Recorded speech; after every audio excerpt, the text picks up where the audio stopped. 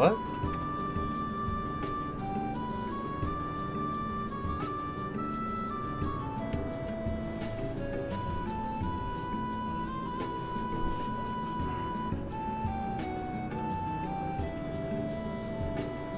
Alright, testing 1, 2.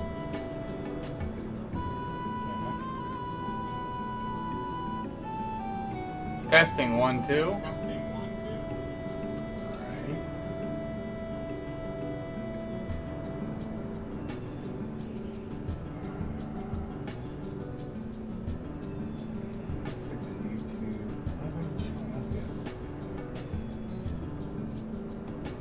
There we go.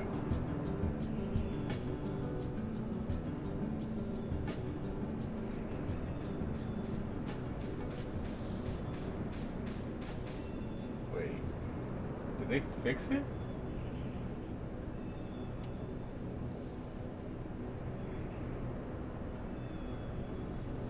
No, I didn't think so. Alright,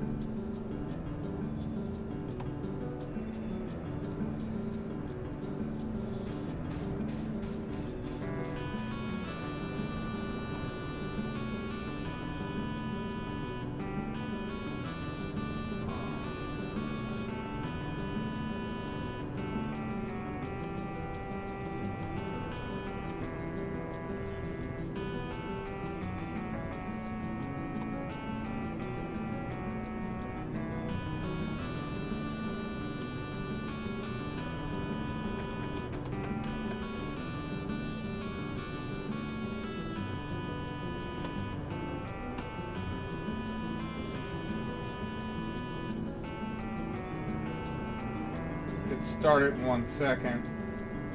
Well, there's a few things I need to talk about real quick. Just give people an overview of what all is going on. I'll adjust my camera too.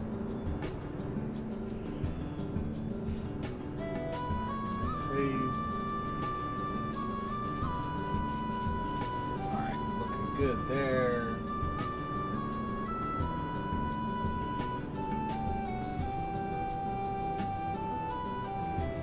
Yep, thank you guys for tuning in, supporting the stream. Actually, the camera doesn't look bad. Let me see.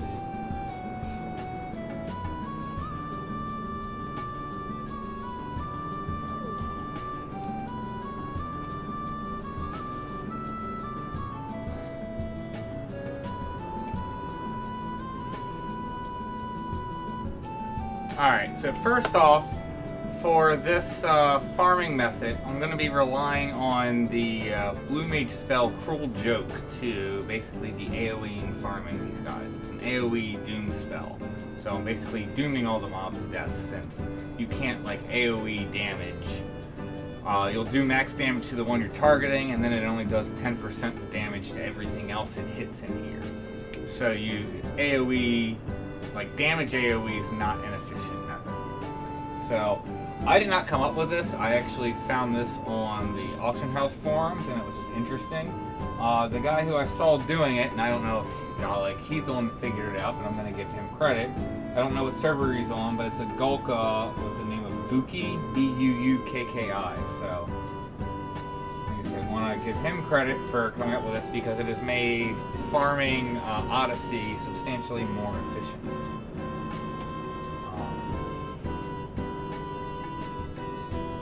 So my absolute best run doing A, I got 167 scales in one run, was my absolute best. These runs doing this, it's random where they dump the mobs, so I mean, how many scales I'm going to get rely really on having a very favorable layout of mobs. Because there's some mobs that just you can't even land Doom on, so you avoid them. So there's a lot of other things. Also, with like placement, if if I want to be able to doom like 2 or 3 groups of mobs, they need to be relatively close together, because dragging a whole group of mobs to another group, you can get wrecked really fast. So to be able to pull this off, you need a really good damage taken set, you need a 100% spell interruption set, and you need a really good magic accuracy set, so that way you're landing the spells that you need to land for this to be successful. I just started doing Odyssey B, and the layout on that is substantially more difficult, and of course the mobs are higher level. It's much harder to stick Doom on, but I am being successful, but I typically can't get as many mobs in as, the group as possible. So there's the rundown of what's going on, so everyone who's early on the stream or watches the stream from the beginning gets the breakdown of what's going on with this. So at this point, there's not really much to do except for let's go ahead and get started and enter.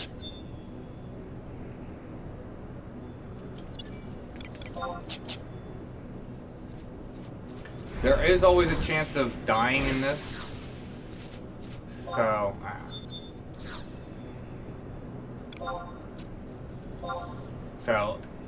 I'm gonna be doing 2 runs of this. I saved up, so I have, what is it, 1 Moglophone, and get another one. So we'll do 2 runs, so that way if something bad goes on, we at least have another run to back up on. So another interesting thing about this is that the more that you do it, the easier Odyssey gets. Because the more mobs you kill, you'll actually trust level up. That's more like mastery level there. Also, by popping NMs and killing NMs, that can increase the mob mastery. I think I've reached the limit of what you can get just by killing mobs. I'm only really killing mobs. I've not really done too much NM popping.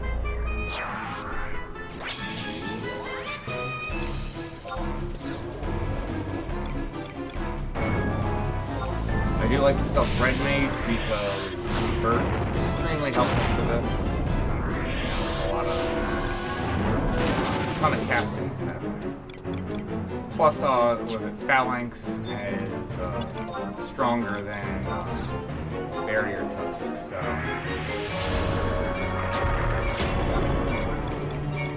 And Toads, I'm not even touching them, I can't doom them. They also would require light sleep, which I do have, but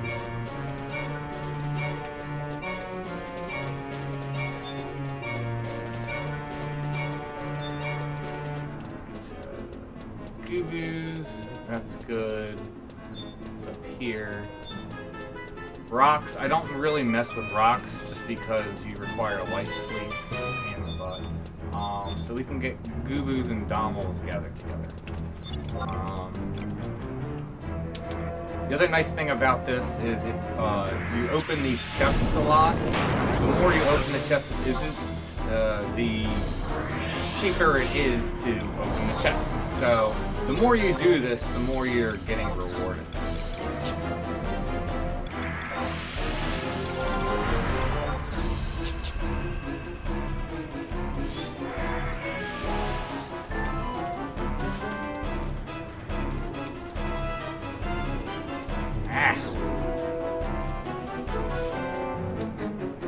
I did miss one.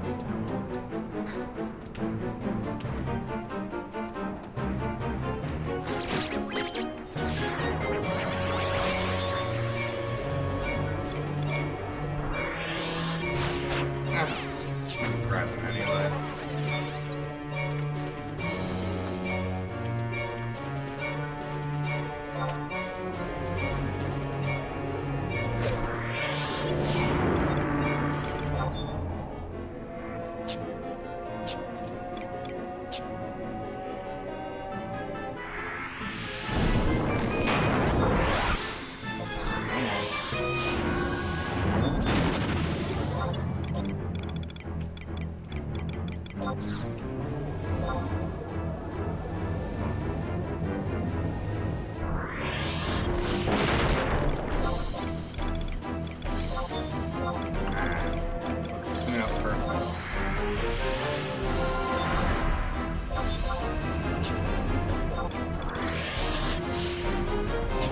heal more, but that's good enough. I need to hurry before Petrify wears off.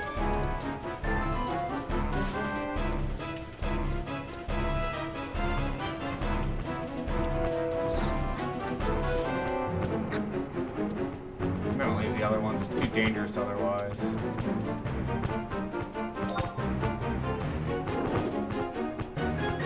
Woo!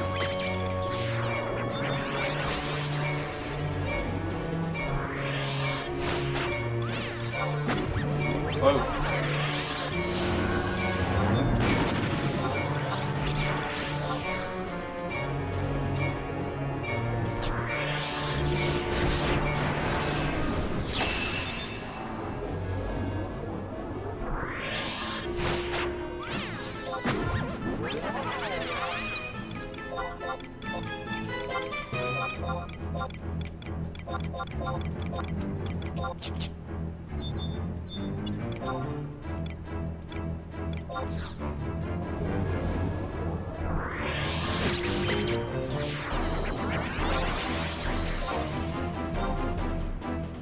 I like to do that to stick. This is pretty terrifying. Don't get me wrong. It's taken me a lot of runs, and I've had a lot of failed runs to get good at this. So it's not something you just pick up right away. It is kind of like scary, especially when you're gathering multiple groups. I've done very little multiple groups in B yet. I just started attempting B this week because I finished farming all the things that I really wanted to get from A. And yeah, so since I gotta wait now, like 3.5 minutes before I can do Cruel Joke again, get these two dominoes out.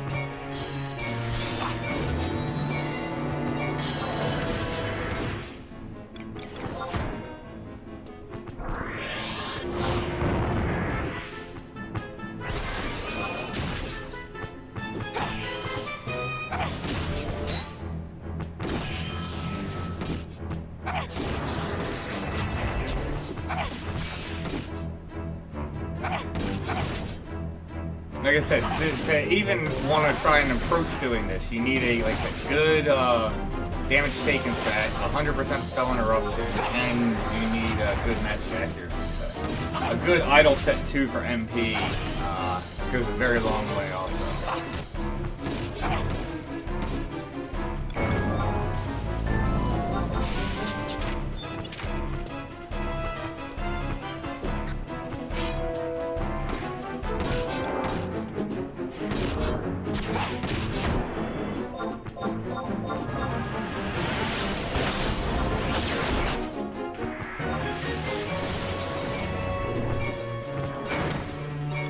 So, if we have time to waste, we could probably pull a couple rocks while we're waiting for Unbridled Learning to be back up again. Leeches. I think leeches resist Cruel Joke. That's due to... So yeah, this is a really bad first floor.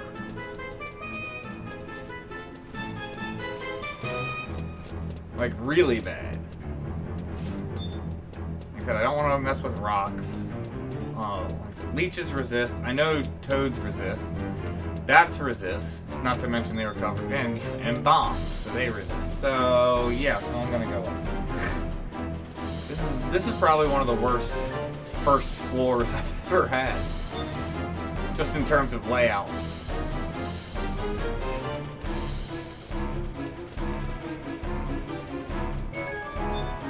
Let me see. I can't. I at least know I ran into an issue when I did B where they resisted. So let's find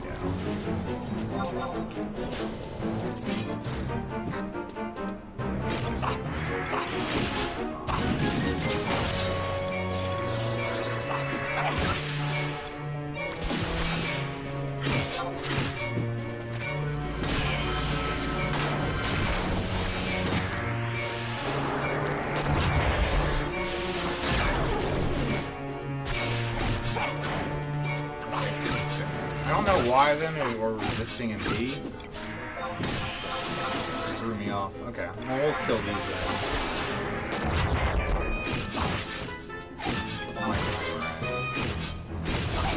Perfect.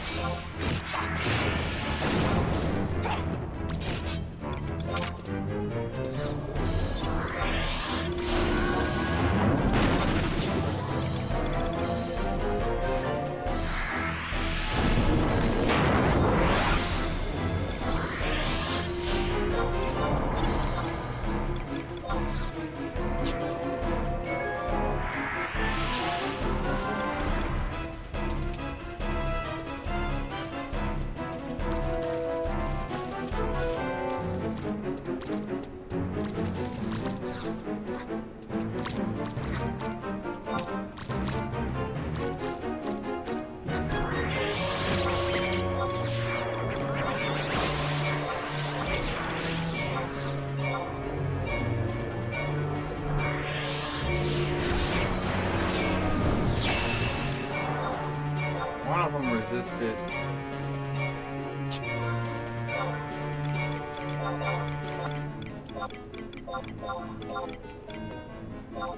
Maybe I just got, like I said, maybe I could stick it in B and I just got like super resisted by all of them. I don't know.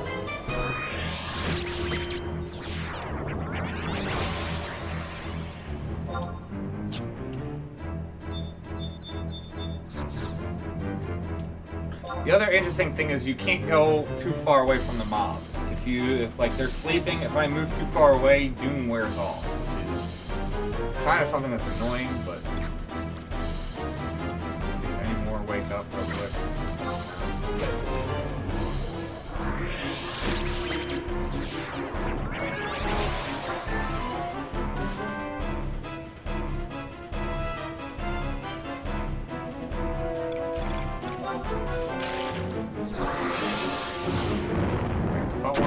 Did I see that wrong? Okay, no, I guess I didn't. Oh, seen it wrong.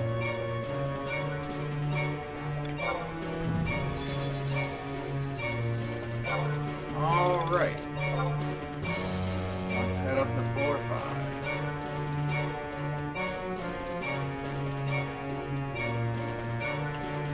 So, unless the next floors, and they get pretty tough, some of the higher floors, so we're probably not going to get a good good amount of scales this run, but it happens, just bad RNG.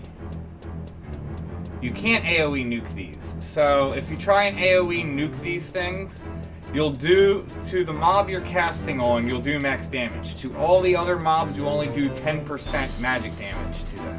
So you can't efficiently AoE this through magic damage. That's why you need to rely on Cruel Joke if you want to just like, take them all out efficiently. Especially since the mobs in here hit so freaking hard.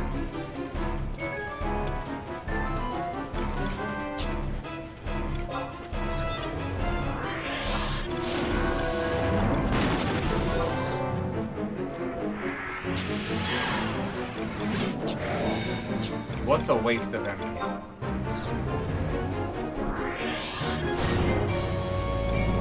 I don't understand what you're talking about.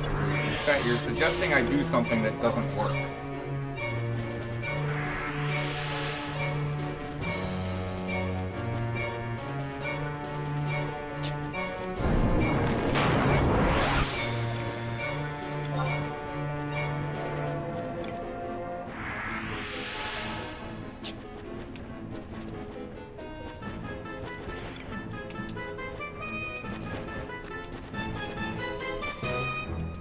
Really? Alright, I might have to multi-pull this.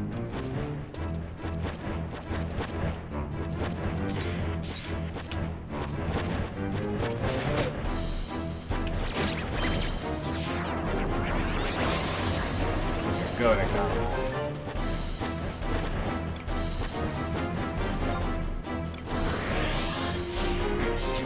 Way too early. Oh well.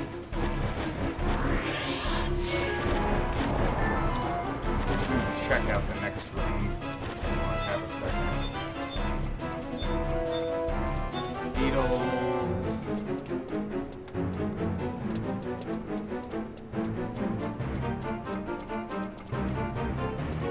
Oh yes, blue mage AoE nuking is a waste of it. That's why this works so well.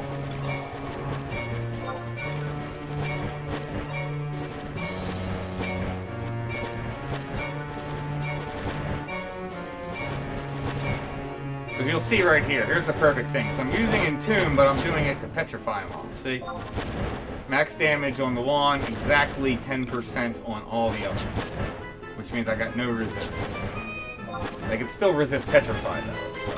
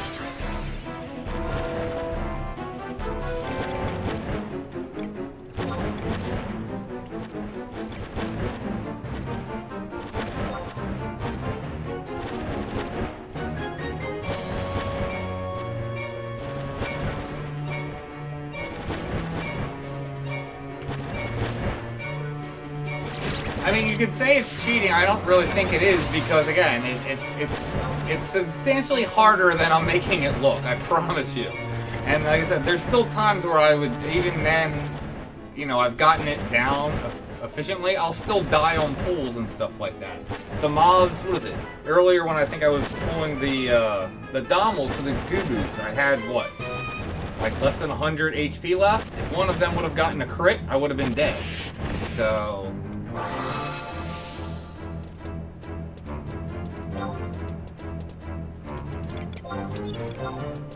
It does come with a lot of risk, but with high risk, high rewards. You're joking. Well, it's a pretty cruel joke, so.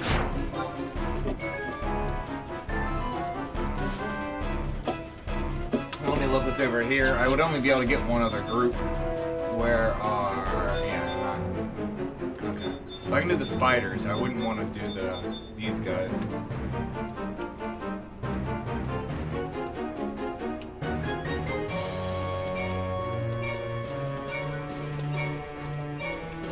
Actually here. Actually, let me go anyway. Actually, no, the way this run's going out, I'll save my 2 hour for next run.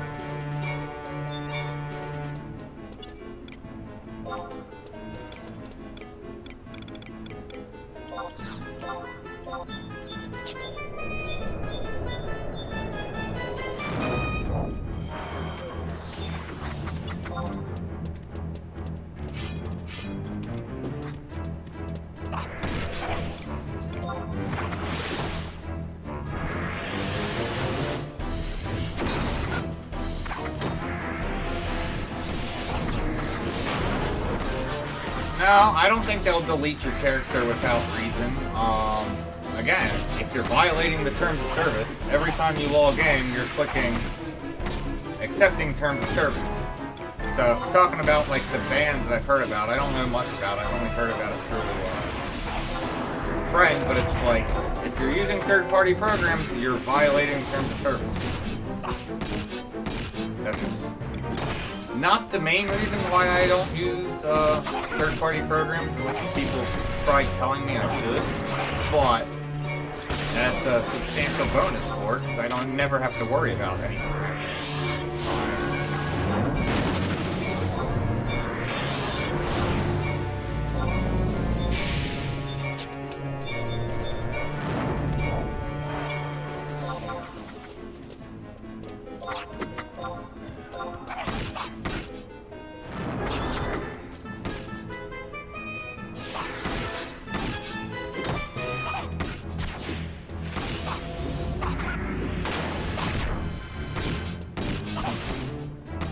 Should I play this game? I mean, I don't know. It depends if you think you would get enjoyment out of it. If you would, then, you know, by all means.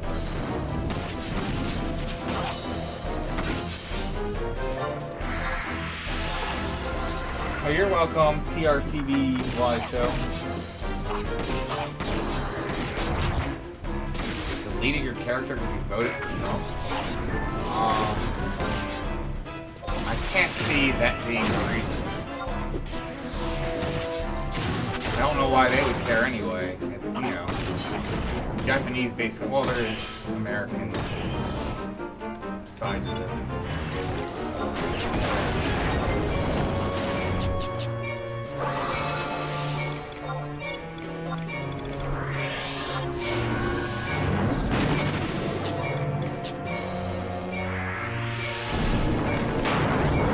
I mean, here's the thing. If you're just using windower and you're not doing anything else, although you can window it now, they're not going to really do anything. They're only really doing stuff if you're exploiting the game. If you, like, I know people have made it possible so that way you're getting, like, 60 frames per second, and,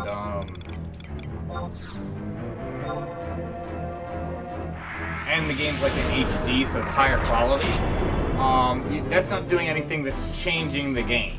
That's just obviously purely aesthetics, so that shouldn't come with any, there's no way they could ban you for that, because I hate that these guys are sight only.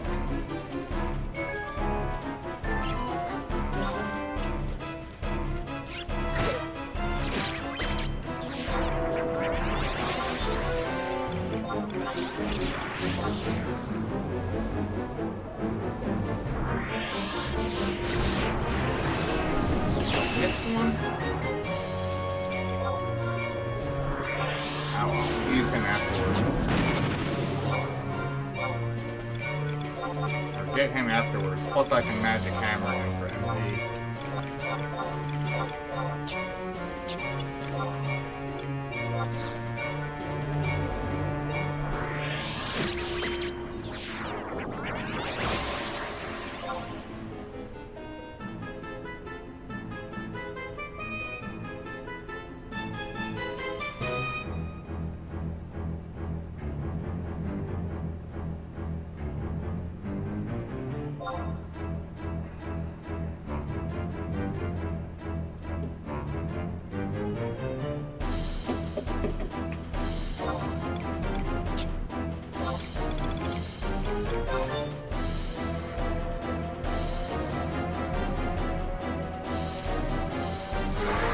Yeah, so they have that, but like I said, so if you're just updating the visuals and you're literally not using anything that's, you know, giving you any edge in the game, they can't really do anything. There's no way they would know that. But if you're using, you know, scripting for, you know, alternate characters, botting, well, scripting, I would call that botting anyway.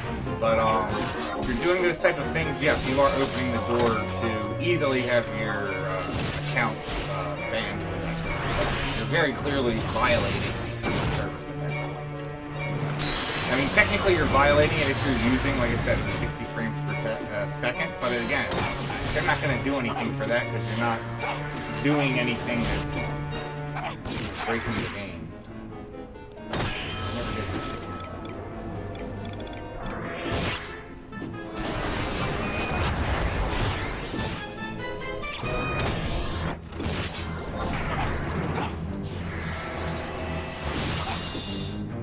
MC slot. Is there like a damage calculator for saying? I mean, there is. They call it a parse, where it can do total damage. It can tell you your accuracy and stuff. People still use that. People openly announce it in party chat too, which that I kind of like raise an eyebrow to. But I mean.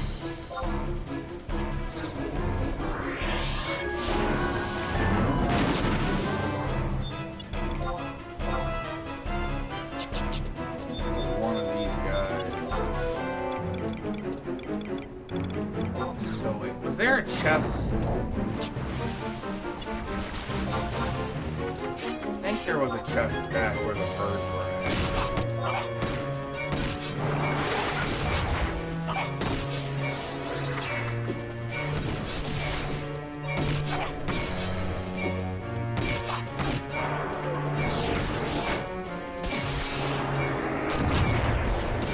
No, like I said, the only thing that's gonna get you banned is if, like I said, you're openly doing stuff to cheat. Like, I even consider gear swap being cheat. Using gear swap can be cheating, because the game can't do what gear swap can, so that's giving you advantage. And I've never heard of someone getting banned for gear swap. Typically, you're getting banned for botting, you're banned for doing, like, exploits on the auction house. Like, those are the main things that are gonna get you banned. But again, if you're worried about getting banned because of that, like I said, I don't never have to worry about it because I don't use third-party programs. So I would never encourage anyone to use any third-party programs because of that exact reason. So yeah, I'm only going to be able to get one more group of mobs, and then that's going to literally be it. That'll be it for this run.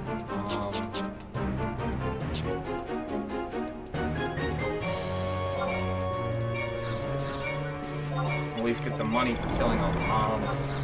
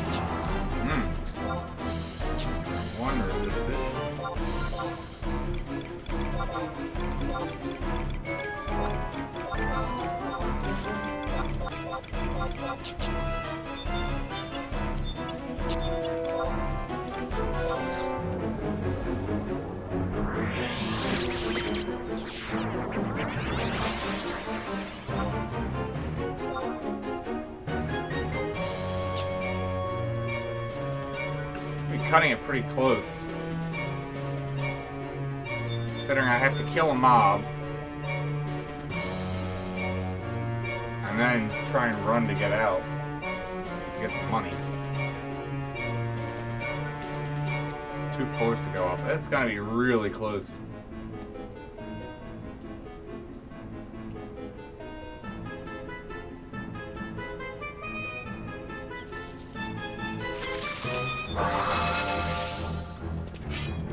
Alright, I'll look at chat after this run's done, because like I said, I'm down to the wire at this point.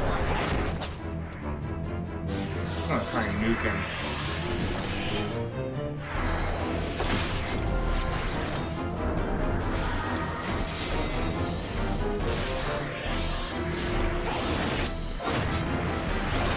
Working great.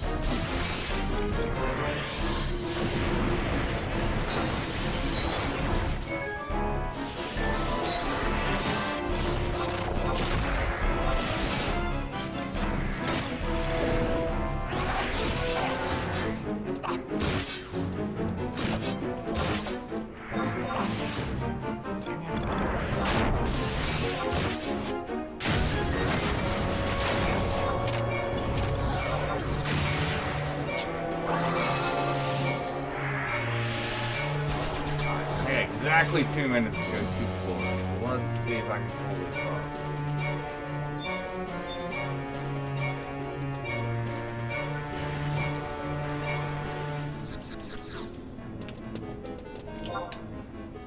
Like, I don't know. I don't think I'm gonna make it, but we'll see if I can.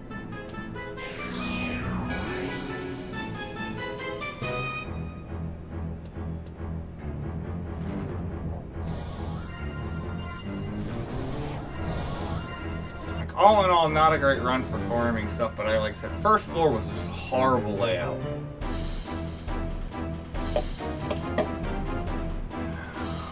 Good, no manticores are looking, I don't have to stop any viz.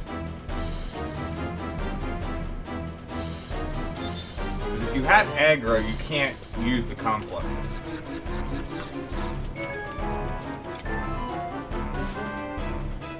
We should make it, baby. It's gonna be close.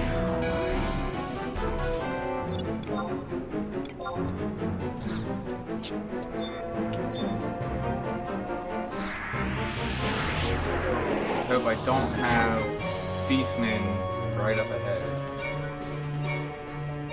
Nope, just bats.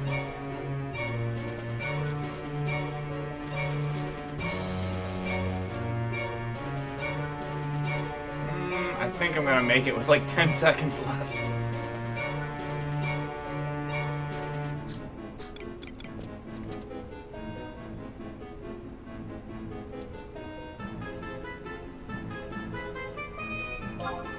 Nice. Yeah, exactly 10 seconds left. Boom. Well, might as well leave, save 5 seconds.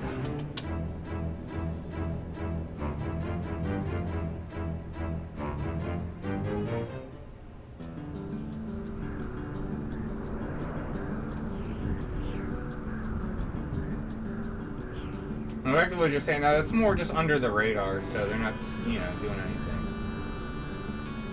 Calypso, I'm glad you enjoy my channel, thanks. Yeah, like using position axe, they're not, like I said, I've never heard anyone get kicked for gear swap, so I don't think that. Because the thing is, we swap our gear anyway. You can do it just through macros, but I mean, gear swap can do it in a way, because like, best example to use is for like a mage job. If you're casting any spells that are under like 3 seconds to cast, using in-game macros and equipment sets, you're not getting more than 2 sets off.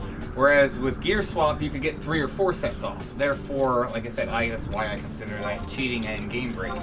But again, I don't know how that's gonna get noticed and get flagged, so you're gonna get banned. So,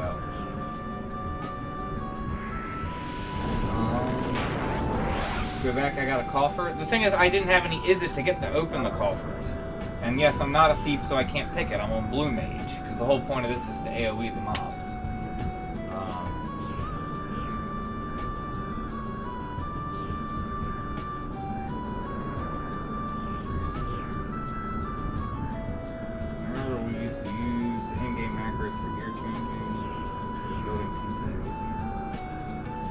I mean, that's what, like I said, we still do it now. We just now have, they've given us, you know, equip sets, so you can actually, like, it changes all your gear in just one set.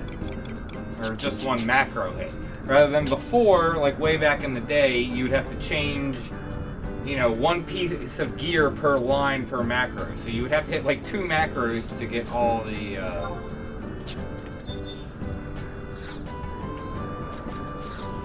to get everything, so. Alright, run number 2.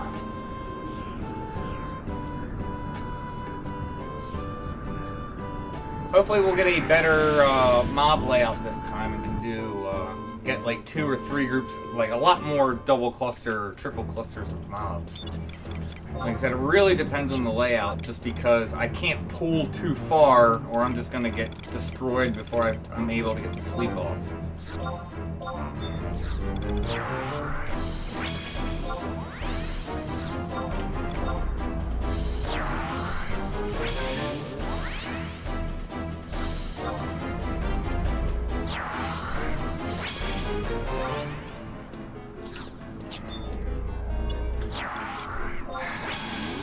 Skeletons. Can't do anything with them. You can't do anything. You can't doom undead. So. You can't doom undead or things that are like very high dark resistance, like bats. Right, scorpions are cool.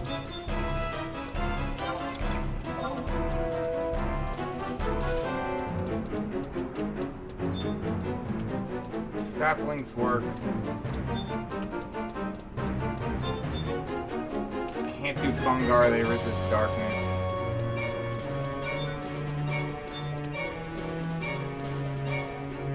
Alright, I'm gonna try a triple. Alright. Let's get started.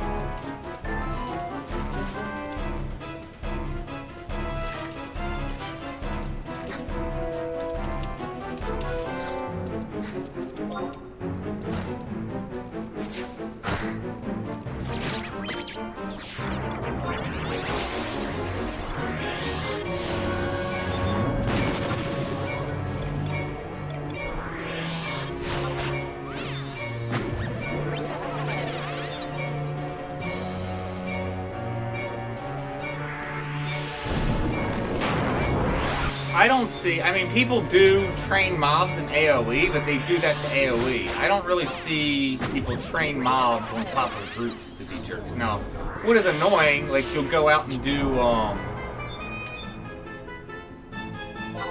like, I'll go out and be either solo or duo or even possibly make a party on, like, Apex mobs, and you'll have people just come and camp on top of you. Now, they're not like pulling mobs on top of you to like a bunch of mobs in that way, but they will just be like almost like try and take your camp, and that's like annoying.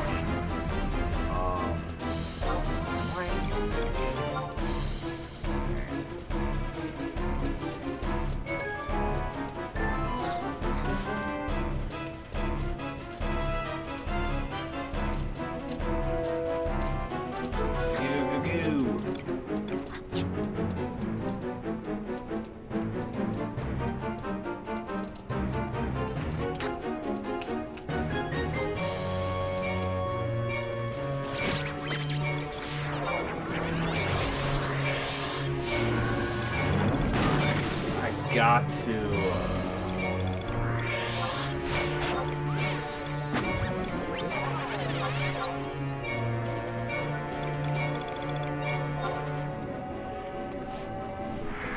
I'm gonna have to convert.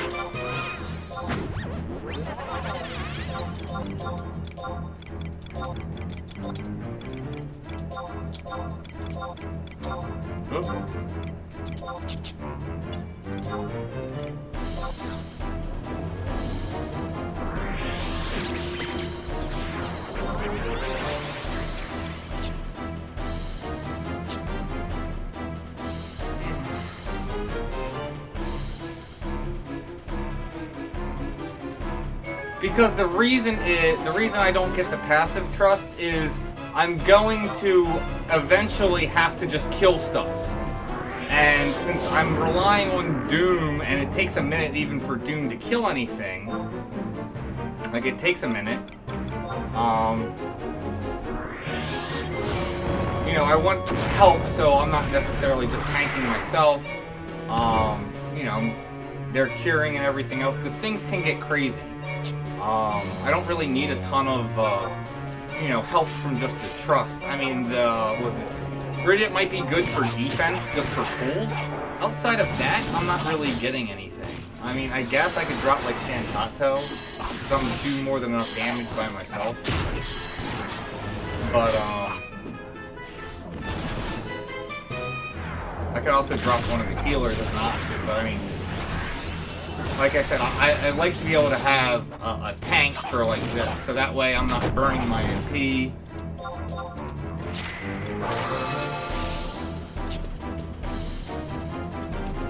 So, I have time now. Where's the chest? Plus, if stuff starts to like wake up, it's a problem. I can jump on mobs, having multiple healers, they'll heal. Plus, then the tank will immediately pull it off of me. So there are, like I said, I like doing it with this setup. While the like geo trusts are nice, I don't think they give as much of a benefit as having these guys for if you know what hits the fan. Odin said he's extremely jelly. I can't touch this because of Beastman.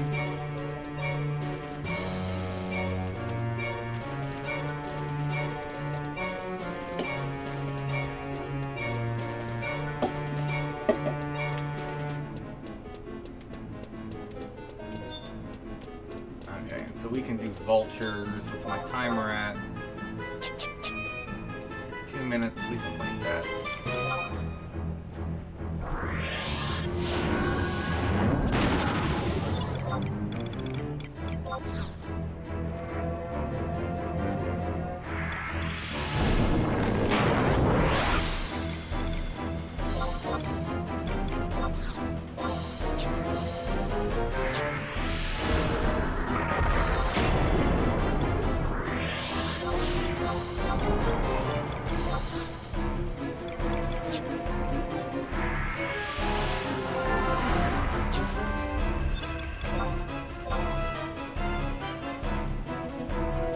Go pull at 45 seconds.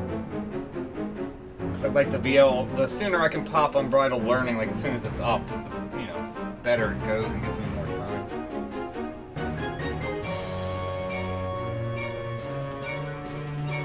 Yeah, that's the thing is you can't, like here.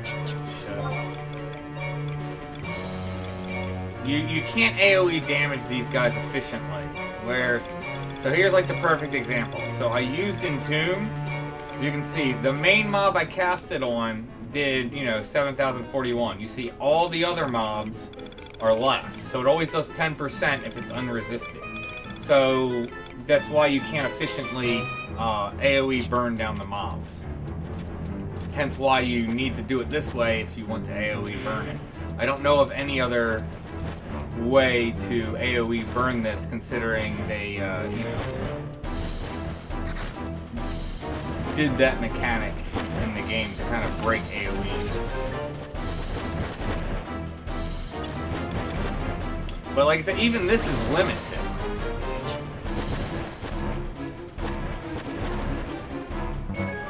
Because, like, I can't full joke every mob.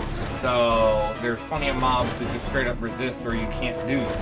So, like I said, there's even restrictions doing it. Like, there I got a resist. Not that that's a big deal. Actually, did my food wear? I definitely get a lot more resists. Yeah, I don't have food on right now. Kind of crazy I did a triple pull then.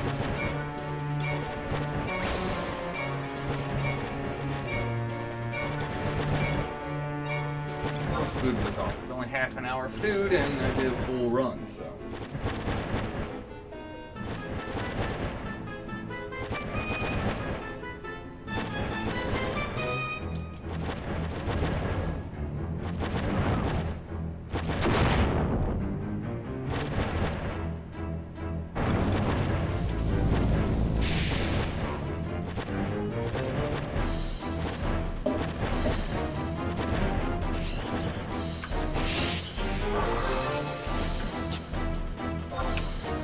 In this zone is so annoying. Like, oh, it's this one. Oh, he drops it.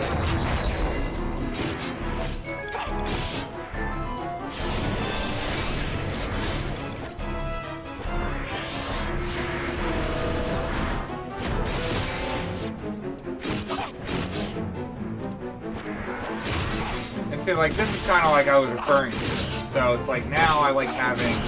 So I was getting beat up pretty badly just on those few hits. I mean, it wasn't anything that I couldn't survive without trust, but I mean, if I went with full geo trusts, that would not have been pretty, because then I would have to rely on curing myself, burning more of my precious MP for this. Like I said, I could swap out one or two of my trusts for that, but I definitely want a healer. I definitely want a tank. And then typically having a red mage in there just to help. He'll throw me a stronger phalanx every once in a while. So wait, I did what? 1, 2, 3. I only did 4 groups. Okay, so I need one more group for another chest.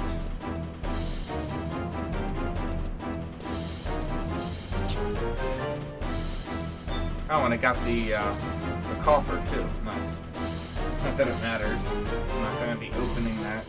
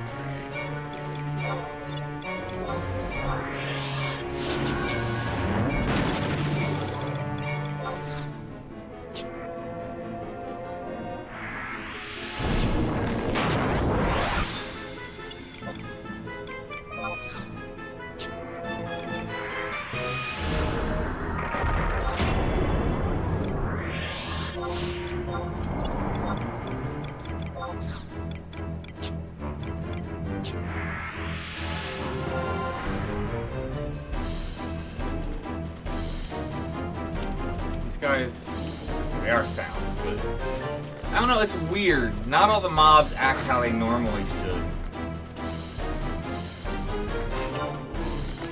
Like in terms of aggroing to sight and sound.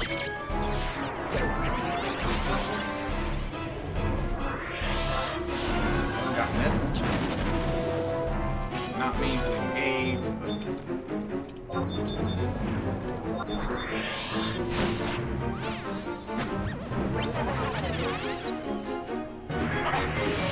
So I guess another thing, that'll keep them off of me. Disengage. I don't want to feed TP and get slapped.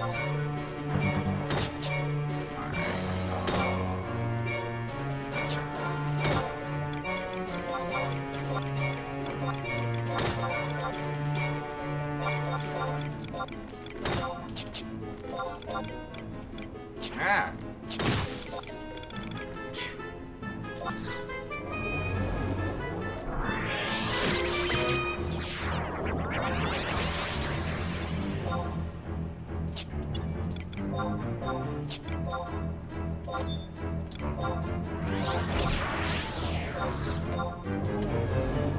Sleep's not gonna last either. I need to continue.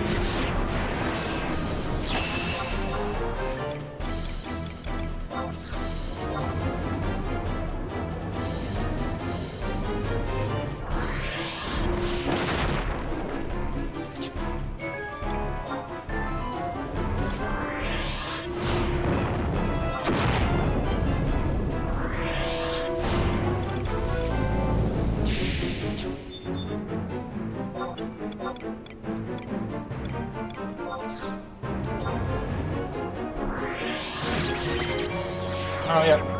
Thank you for answering that for me. Yeah, I prefer Red Mage mainly for Convert, but also Phalanx is stronger than Barrier Tusk, and I think there was one other reason, and I can't remember at the moment. Fast Cast is kind of nice that you get from subclass, but it's eh. Mainly it's for Convert and oh, Sneak and Invis also. So that way I don't have to worry about carrying Prism Powders and stuff. So Sneak and Invis is really nice having it in spell form. And then also an easy way to pull mobs just through like spell casting if I want to just grab a single mob and fight it for some reason. Alright, let's go.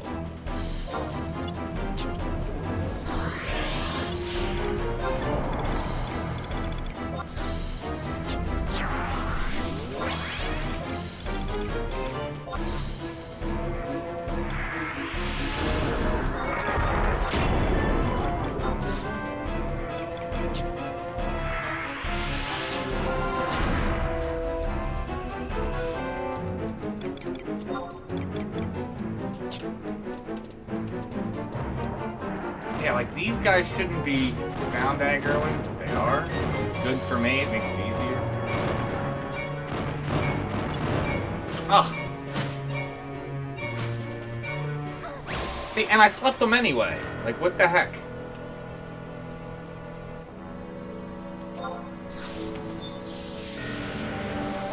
Like I said, anything can go wrong.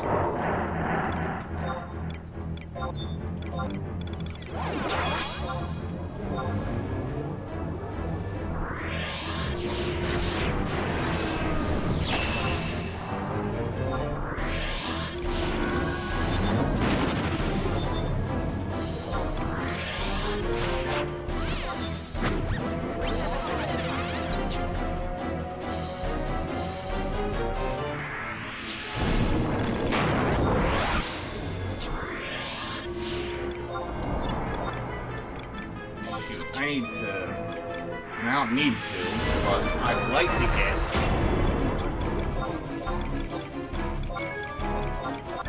Treasure hunter on these guys.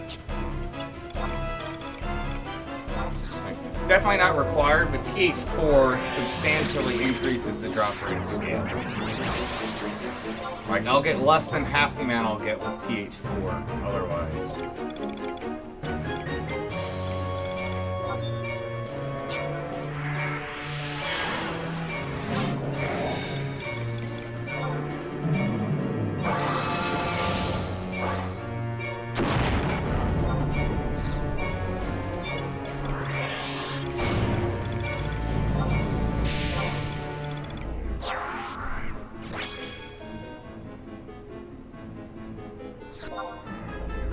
Oh, it is, trust me, it's definitely panic-inducing. There's definitely times when it's like getting nail-biting, where I will definitely be standing up, like playing the game.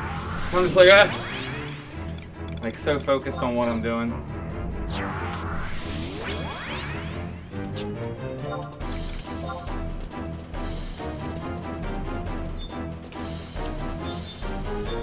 Alright, we can do Fs. You can do also weapons, but weapons are a royal pain just because they cast. So when you run and aggro them, some of them will be casting and not gathering up. You kind of need them to be clustered in a good group to want to go ahead and run in and get them all. Like, for a while I avoided even doing weapons, but then I, decided to try them again. And it's like, I've gotten a few pulls off just for them. If you've never seen this game before and you're trying to figure out what's going on, you will be greatly confused. This game is so complicated with so many different things going on, and it would be a hard place to start.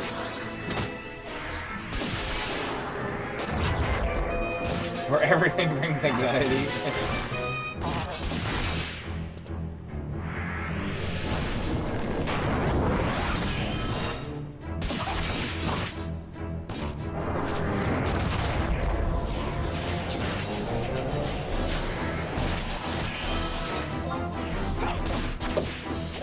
I wouldn't even mind necessarily holding this until weakness is off, because I can just hammer him for MP.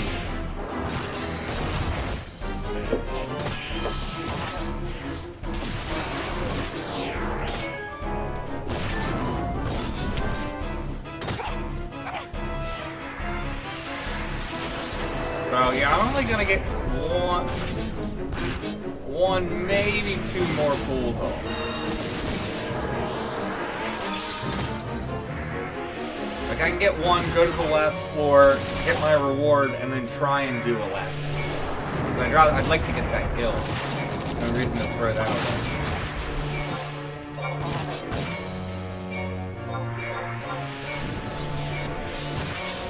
You know what?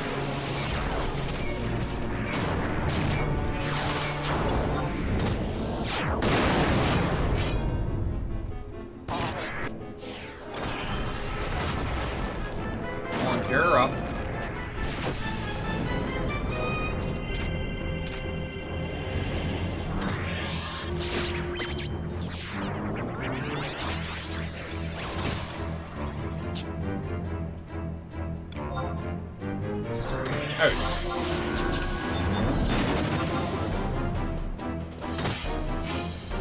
Because he's dotted.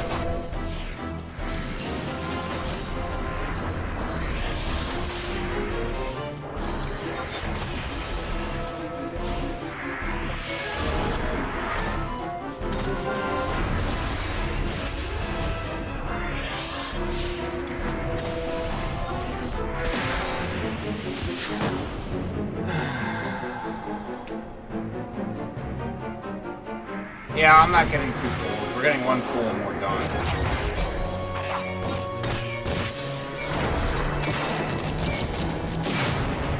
The hope was just to get MP and go, but...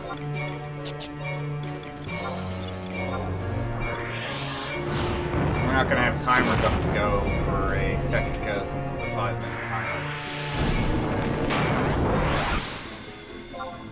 Like I said, stuff's gonna happen. That death in there ate up my time, but at least I was able to recover.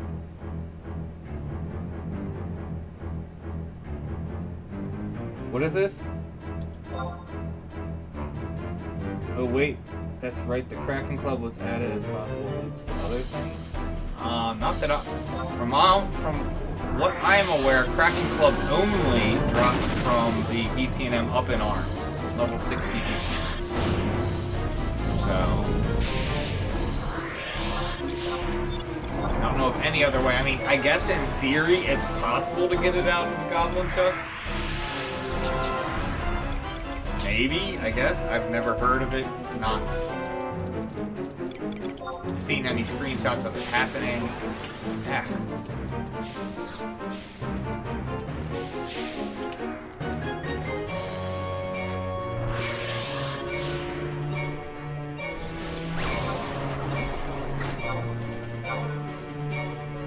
The heck?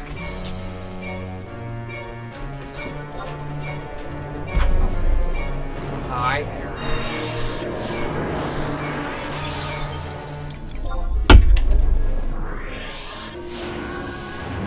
Dog wanted to come say hi.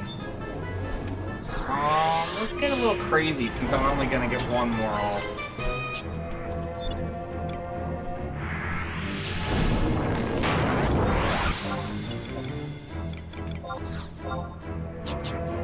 Shit, I'm doing this wrong. Tune.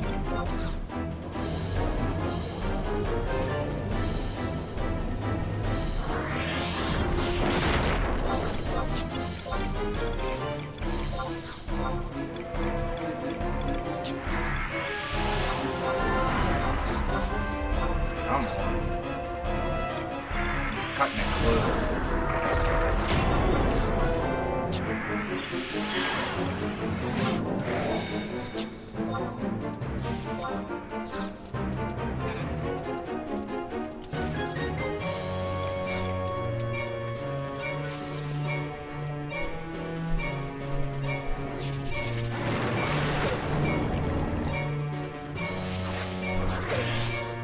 I was only able to do that because of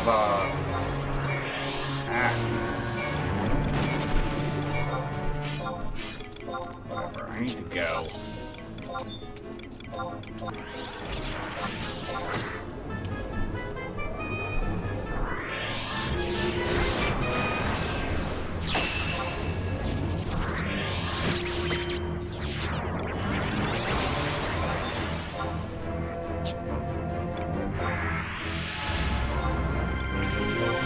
Gonna be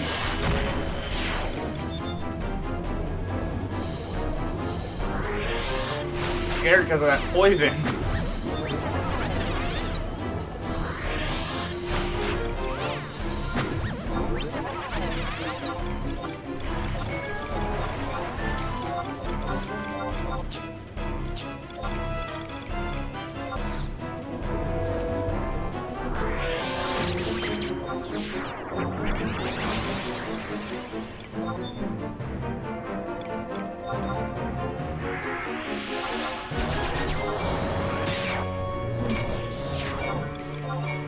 Actually, I think, hold on.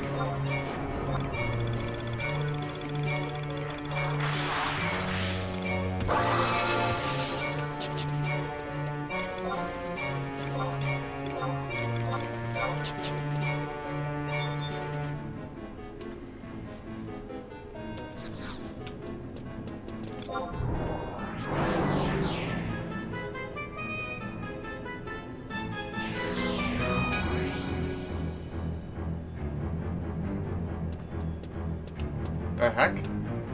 What? Why did my character stop? That was weird.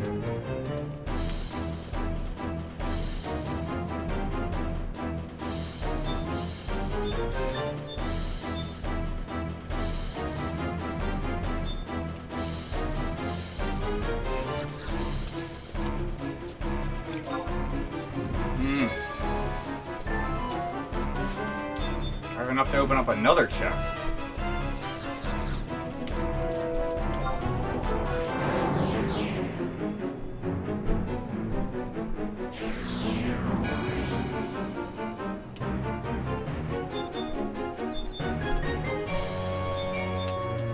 Perfect.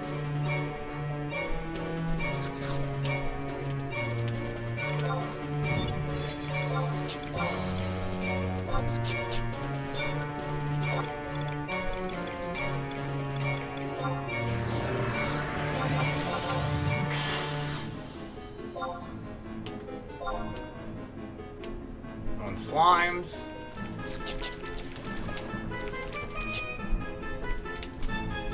I don't know if I'm gonna make it.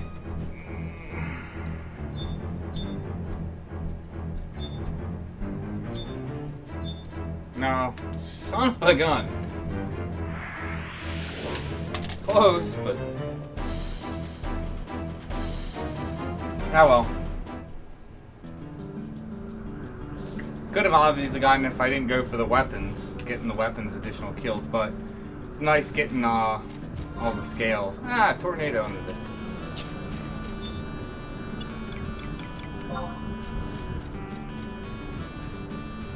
I'm gonna check it out. It's always fun when I think it's fun to stand in a tornado. That was so close. I wish I would have gotten it, because that would have been, if not 400k, close to 400k gil, but eh. Like I said, I care more about getting the scales. At least that's when I was doing it. And we got 5 boxes. The tornado's right here. Just like you could really run into a tornado in real life. So let's see, what did we come out with? So between 2 runs, 141 loose.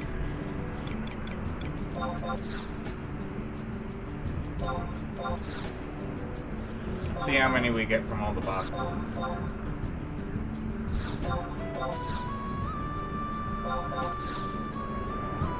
Like I said, 100, I mean, that was in 1 run. 166 is my record. So yeah, so we ended up with 210 between 2 runs. So averaging 110 per run, pretty good.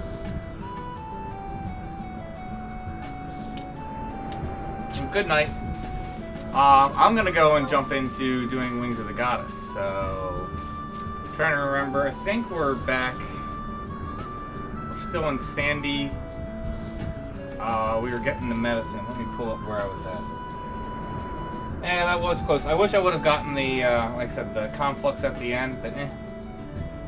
Like I said, if I was still farming this for items, I would have prioritized the scales over the money anyway. Obviously, depending on where you're at in the game. Obviously I could have gotten the money if I didn't go and open that 3rd chest. But, like I said, the main point of doing this is really to get as many scales as possible. So, like I said, probably averaging a run at this point, considering how good I've gotten, and the fact that I've gotten it to the point where it only costs 5 izzet to open a chest, because it costs 10 izzet to open a chest when you first start doing it, and the more chests you open, it starts reducing the cost. So, like, you're not going to be opening as many chests when you're first starting out doing this, if you're going to even try it.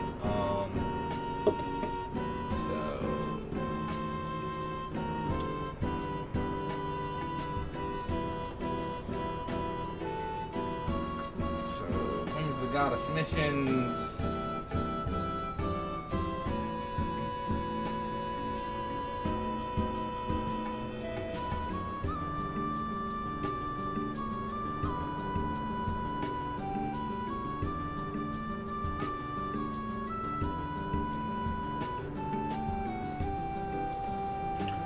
Still back here.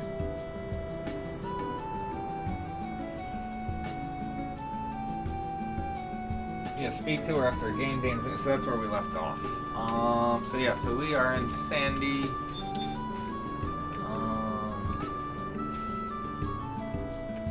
The tornado is just gone. Alright, let me start just base recording for making videos later.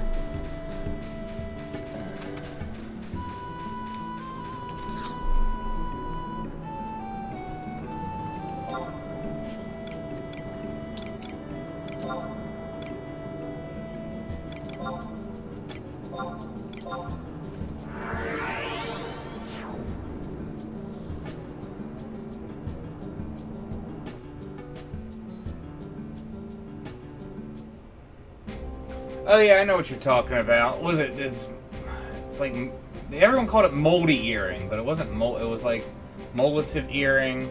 It was off the goblin. It was a maze of Ozo or something like that. Let me find it. Now you got me curious. I can't remember the name. Is it here? No. Here it is. Labyrinth of Onzozo.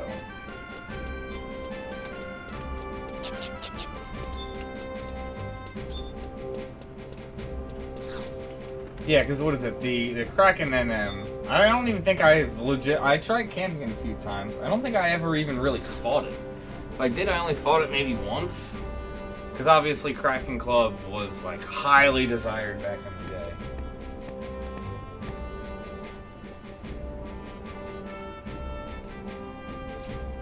I camped it a couple times, but like I said, I don't even think I ever got it. That's one NM that I don't think I ever fought. Fought practically every other NM in the game. It was 75 era.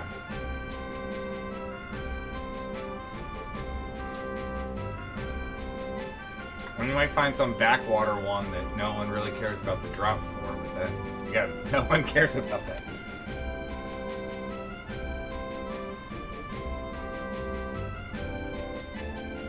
Yeah, because I've never even used a Kraken Club. Like I've never even had like a friend or someone who had it. It was like, oh, here, if you want to borrow it to try it out. Because I know not many people lent it out anyway. You have to be pretty trustworthy for someone to lend their Kraken Club to you. Alright, so...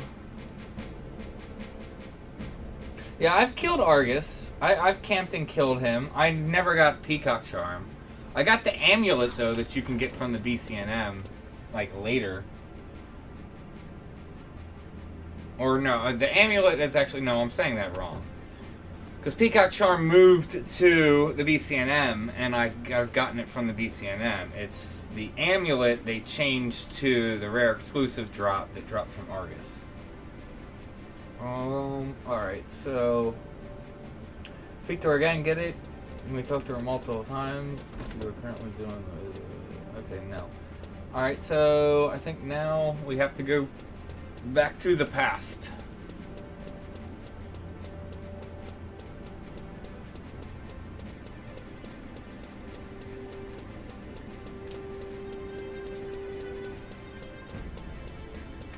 So the, what is it?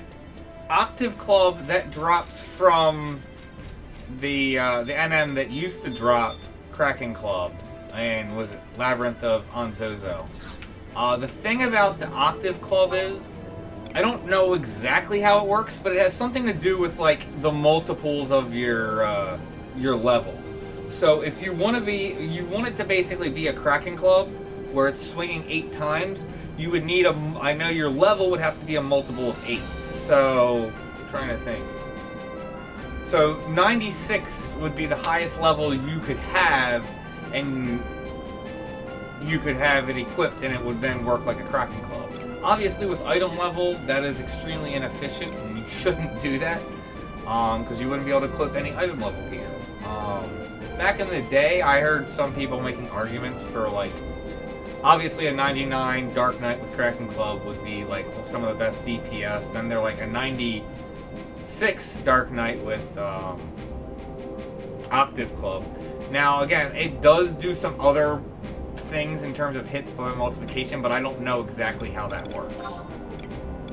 I do know it has to do something with your level and like what you multiply by. No.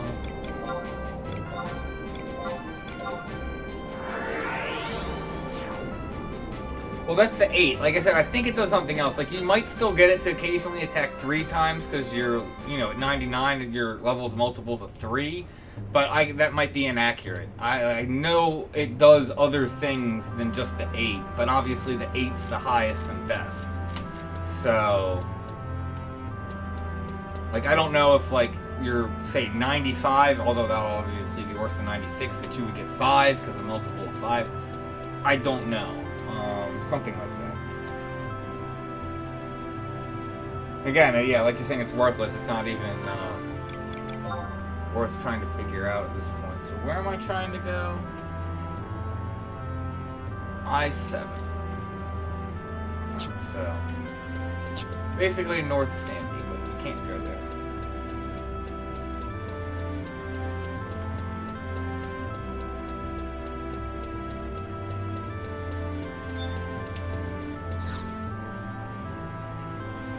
I don't have chat app up, so if anyone's saying anything on Twitch, I'd be missing it.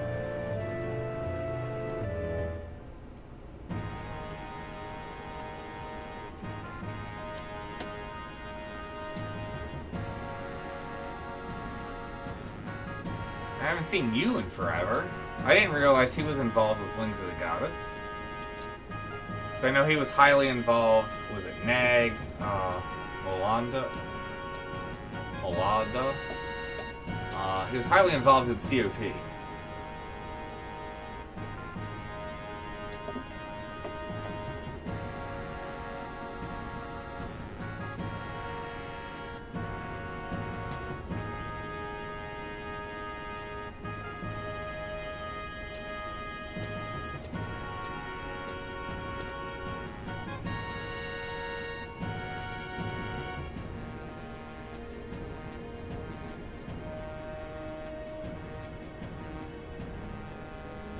Oh, you're welcome, Jarrett. I'm glad you enjoy the stream.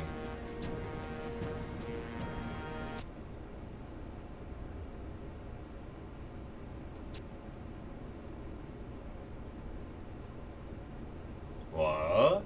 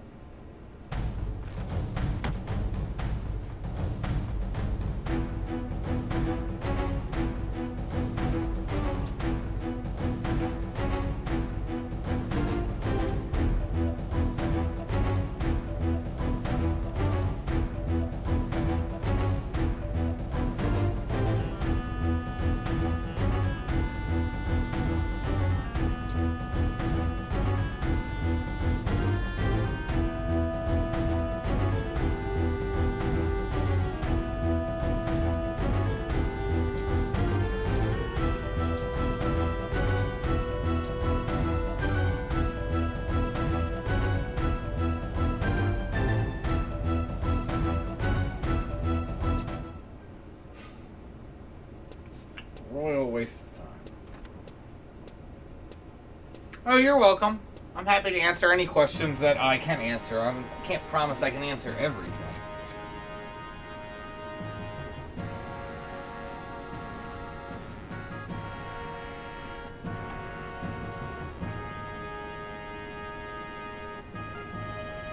Interesting.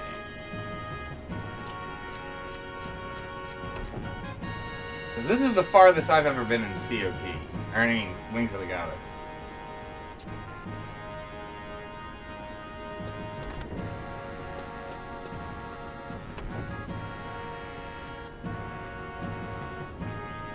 Although I think I'm getting close to the point where I'm gonna have to go and do those quests before I can keep going and doing missions. Which is honestly what I think one of the most annoying things about Wings of the Goddess.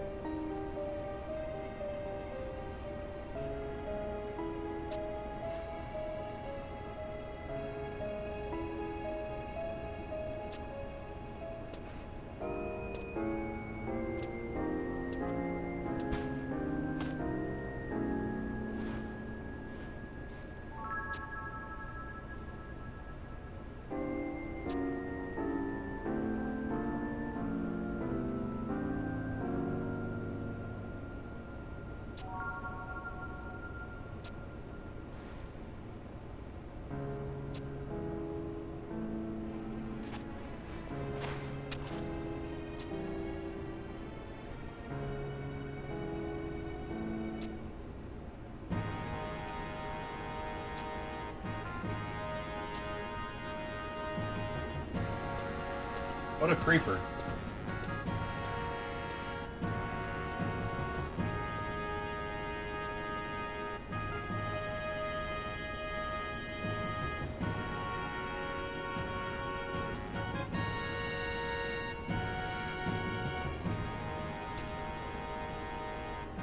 That is a good question. What was that about?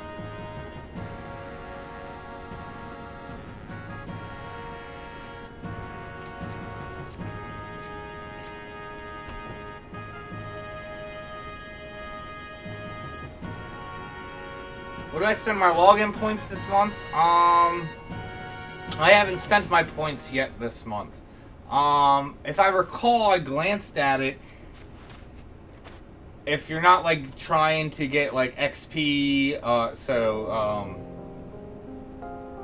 was it caliber rings or facility rings? I would either get what's it called? Savory Shanks to pop King Behemoth, to either pop for getting D-Ring or just turning around and selling, or I would get either like the Devious Dye pouches or was it Liminal Residue or whatever it's called. So I'd go with one of those three things. If you want XP rings, obviously that's a good choice if you're still trying to get a lot of XP or CP. If you're trying to get Defending Ring, using your points for Savory Shanks is a good option, and they also typically sell about 300k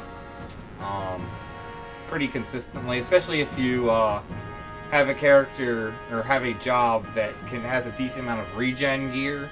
You can just plop yourself out into Behemoth Domain, and it sells pretty quickly when I've done that. But again, you're going to need regen because, King Behemoth being an H&M, if someone pops it, you're going to get hit by Meteor even outside of party.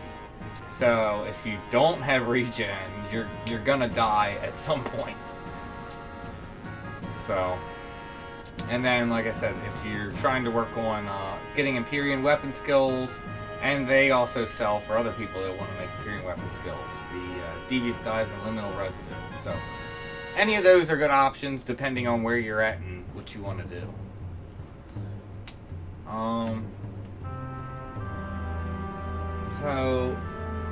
So I think now I need to go to... Yeah, so now I gotta go to... Winders and Bassock. Did I get the letter? I didn't see myself get the letter.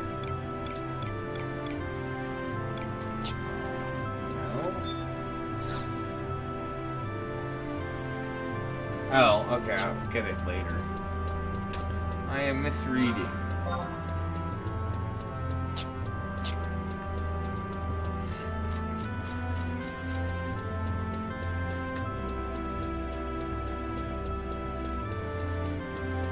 Oh, you're welcome.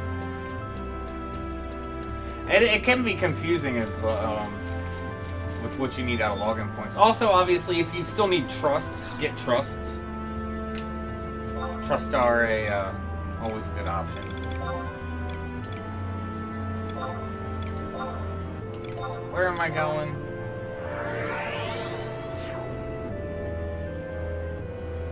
Speak to Radford near Metalworks at H5. I think I know who this guy is. I think I had some sort of cutscene with him earlier.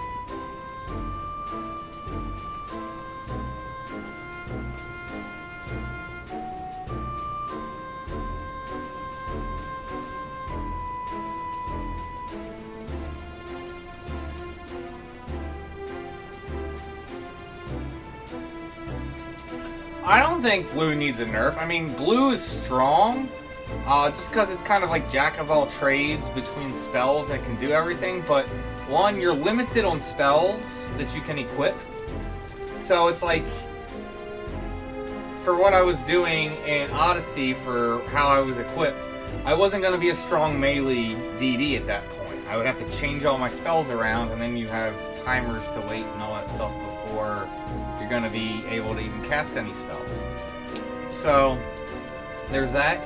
Other than like magic AoEing, blue is not the top dog in any other category. While it can kind of do everything, like a little bit of everything, it's not the best at anything except for really AoEing. And the only reason it's so strong at AoEing is because, like, black mages or geos AoEing, the more mobs that you have, the more the damage is split between all the mobs. Whereas the AoE spells that blue mage gets from, like, Adeline areas, that your damage isn't split. So it's like, if I cast a spell to one mob, or I cast a spell on 100 mobs, it's doing the same damage that it would do to that mob.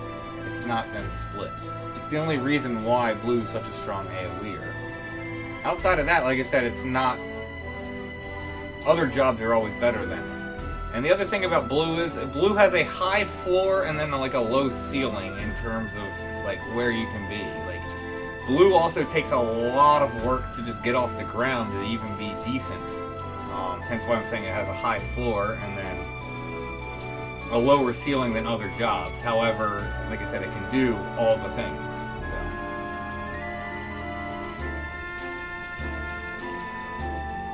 That is one thing I do agree with you for Info Vader. I do agree with that. And considering Ninja is my personal favorite job, the fact that blue can have higher dual wield. Now again, it's only doing that if you're equipping your spells to be able to do that. But yes, the fact that blue can have the highest dual wield is kind of like, really? But again, you gotta equip for it, so...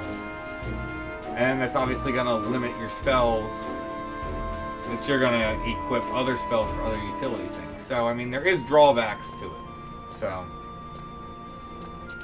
But I'm not disagreeing with you on that.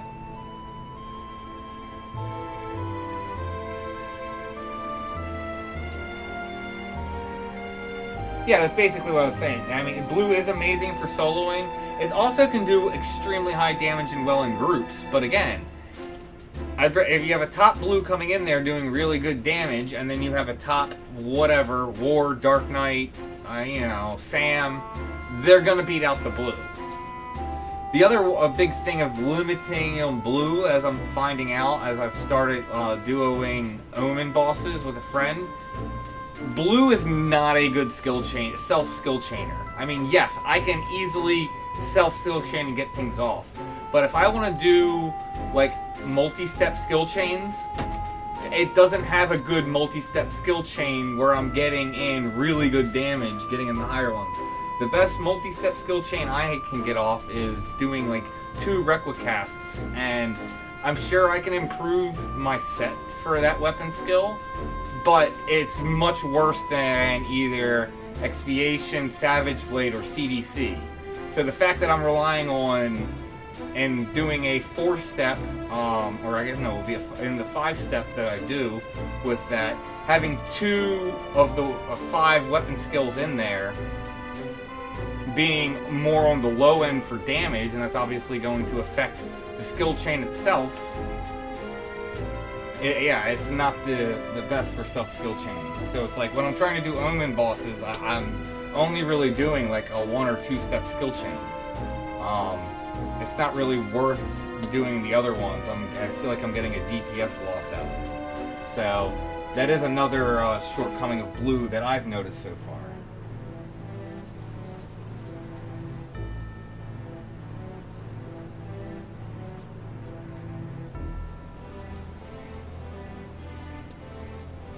Well, like I said, I don't know if necessarily blue should be in last for dual wield.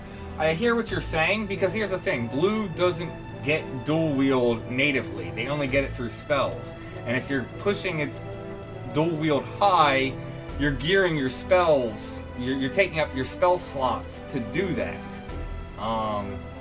So again, there's drawbacks in that, because now you're using up your spell points and your slots. Since you only get 20 slots and then at max 80 points to equip spells. So I agree, I don't think it should be the highest, but I don't think it should necessarily be in last if, again, that's what you're focusing on.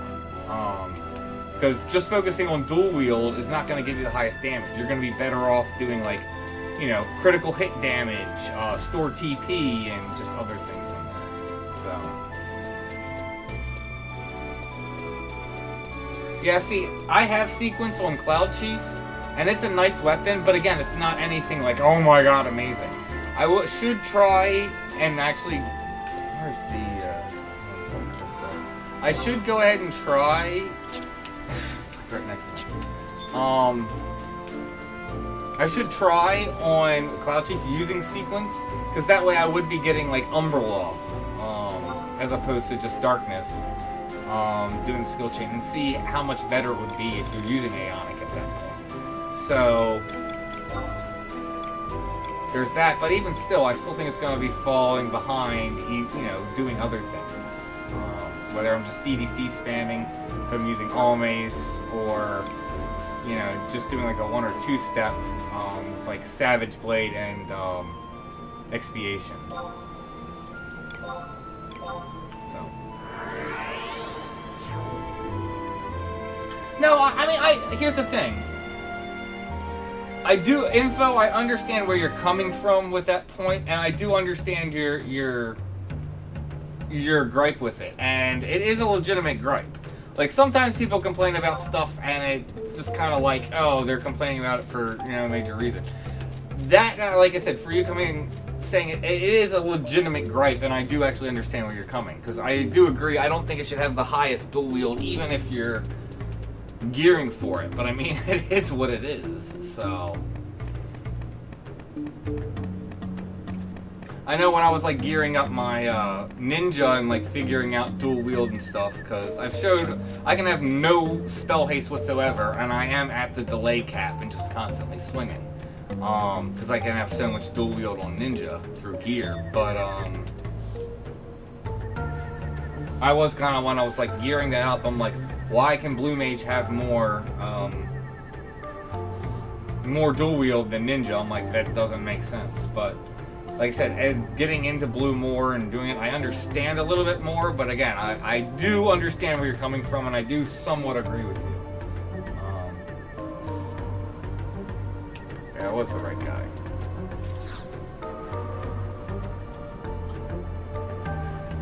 And where am I going next?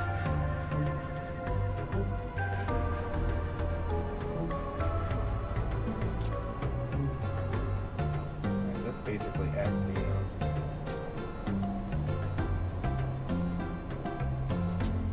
what's this?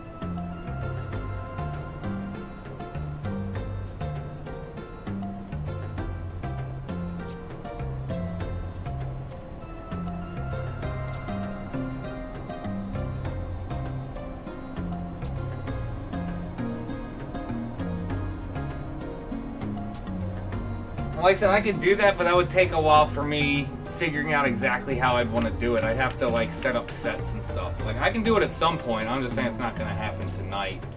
Going out and doing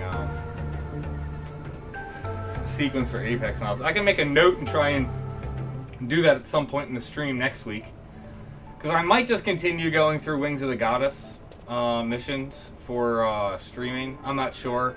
Obviously, if I have something else worth doing, because I think everyone who tuned in really enjoyed like the Odyssey stuff I was doing, so showing that off. Like I said, it's been fun doing it. I really didn't like doing Odyssey at all, and then when I found out about how you can do Cruel Joke, the male Mithra. Once I found out about the Cruel Joke method, I'm like, let me give this a try, and I've actually enjoyed it somewhat. I should start trying to do some Odyssey bosses, but at this point, like I said, I'm just started this week doing Odyssey B with basically the method you did in A, but obviously it's substantially harder. It's actually substantially harder, not just that the mobs are higher level. I mean, that's a problem too, but the biggest problem is just the mob layout. Because in A, there's a lot of like close clustered mobs, so I can very easily get, you know, 2 or 3 groups together and then just, you know, doom them all down at once. There's very few groups that are that close in a cluster together in B that I can do that. So most of the time I have to just settle with just going and doing it to one group, which obviously is nowhere near as efficient as being able to pull in multiple groups and kill them at almost the same rate. Obviously it takes a little longer doing the pull, but it's more efficient because you're still dealing with timers.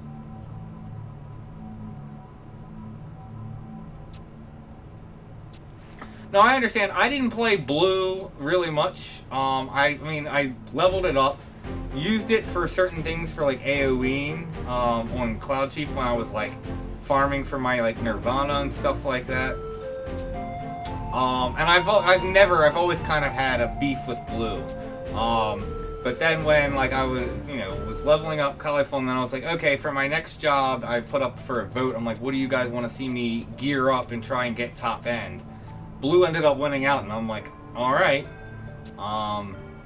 you know, guess it'll do it. And playing it, I enjoyed it a lot more. Like I said, I think a lot of people, you know, tout blue, and it gets kind of this like meta strong job, and it is a strong job, but I don't think it's as strong as some people think. There's a lot of things you can do, but again, you kind of have to know about it beforehand. That's the other thing. Blue is not really good for going into content that you don't know what you're doing. Like if it's brand new content, you jumping in there, and you've not done it before, you're not prepping for it, you don't know what spells to equip, blue is going to do horrible. Unless you happen to get lucky with what you're expecting to do and it works well. So that's, again, another shortcoming of it. Like I said, the other biggest thing is like I said, very high floor and then low ceiling for where it can cap out. So, alrighty. Is it because of the job gifts for Blu-ray? Yeah. So at 1,200 job points, you get a gift that for the traits you get from equipping spells is stronger.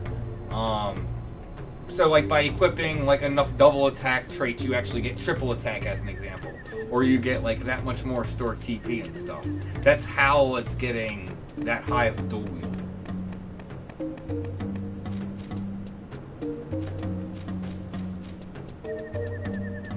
Well, I know, what is it? They didn't, SE never even wanted to give Thief dual wield. I remember just the community bitch stuff about it. They were like, okay, fine. Here, Thief can get dual wield. It's like, I don't even know. It's high level when it only gets dual wield 1. It's like 70 or something. It might even be higher than that. I can't remember. It would be dope for you to be able to do Lilith anyway. Yeah, I do. I need to do that anyway because I want to get that gear.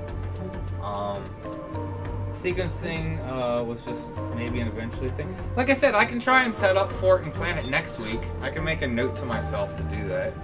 Because it wouldn't be that hard. It would just take me like 20 minutes to set up and get things figured out.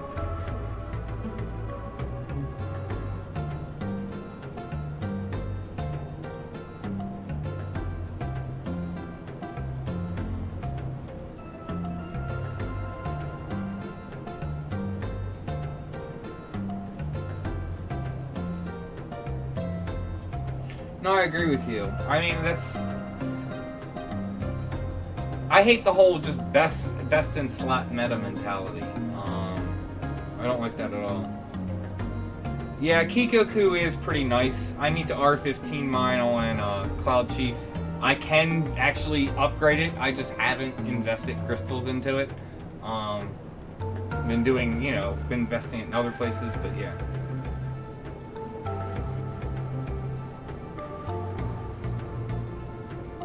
Is it so they get dual wield 3, but it's 83, 87, 98. That's what I'm saying. I knew it was high level.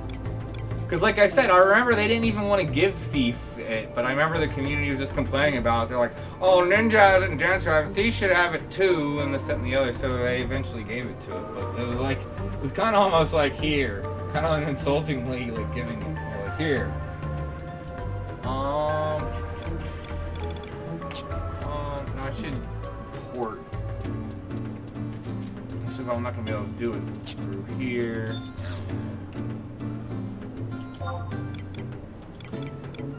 Go back to Sandy and then go to Champagne.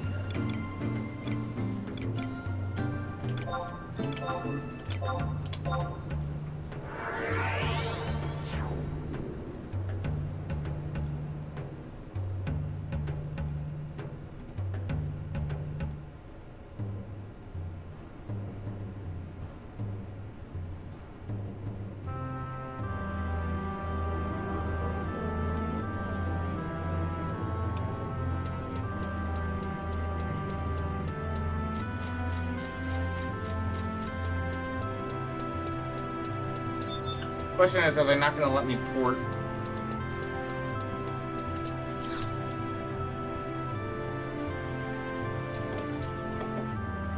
Oh, you can let me port. Good.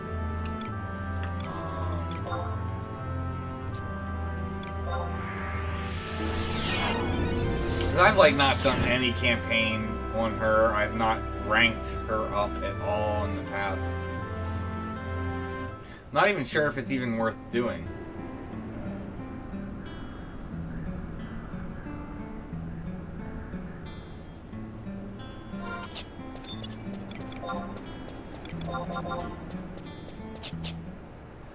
Ugh.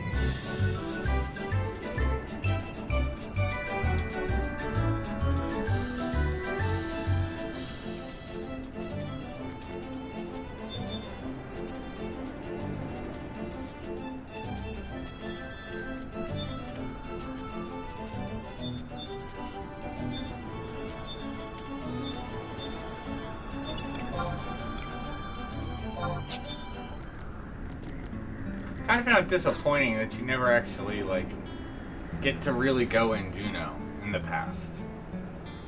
And I think I'm technically gonna go in there now, but you don't get to like walk around.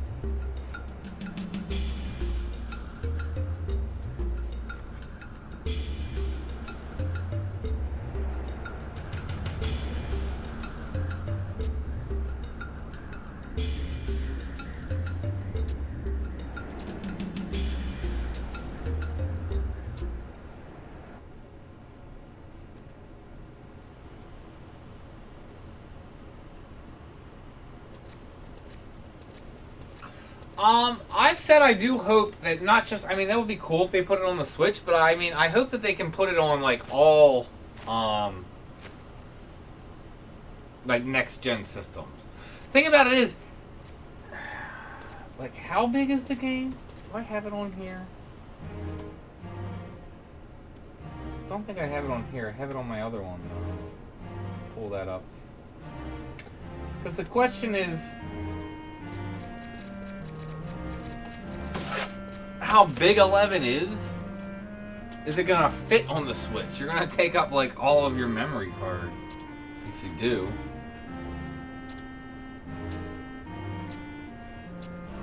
I think they're gonna do like a new expansion is what I think they're gonna do. And arguably, people are speculating that they're gonna add some new jobs. Because of Mombarex, they're obviously immediately jumping to Chemist, which would actually be a pretty cool job if they add it. Adding another healer in there. Because unless you're trying to like have a red mage stretch and heal, because you don't typically have red mages come and heal, although they very easily can. Typically it's just white mage and scholar are healers, so throwing a Chemist in there would be interesting to add another healer.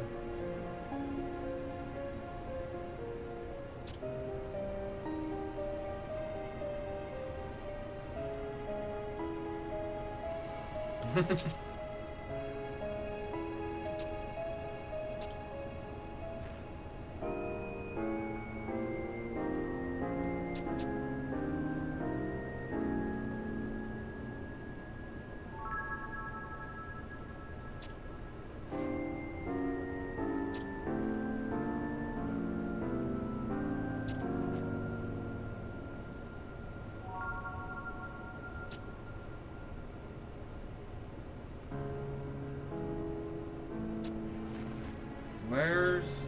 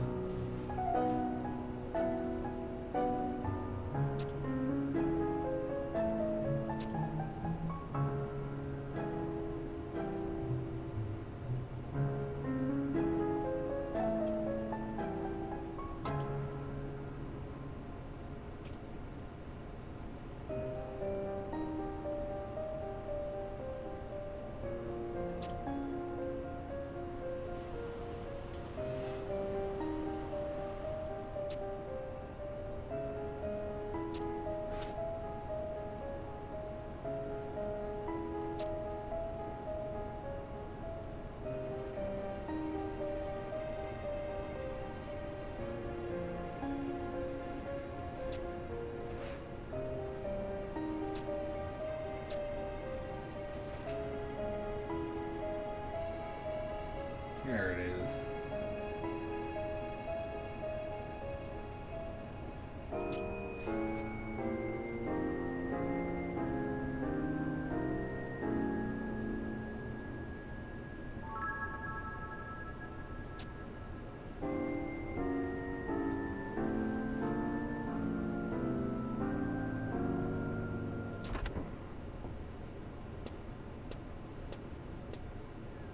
Alright, so 14 gigs.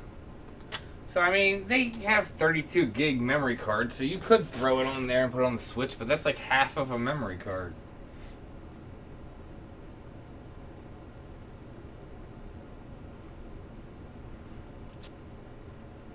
I guess the thing is, I mean, it wasn't always 14 gigs, but even if it was like 12 gigs, because they haven't added that much, you know, as of late. Like 15-ish years ago and stuff like that, that was a ton of space on your hard drive. Now it's not that big of a deal.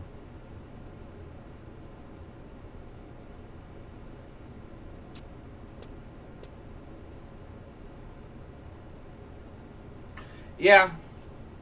I am interested to see what they're gonna do with Empyrean armor. I mean, they did actually repurpose Limbus, but they repurposed it for 99 content. So Limbus hasn't been repurposed for item level content. So are they gonna do that? I don't know. I mean, maybe.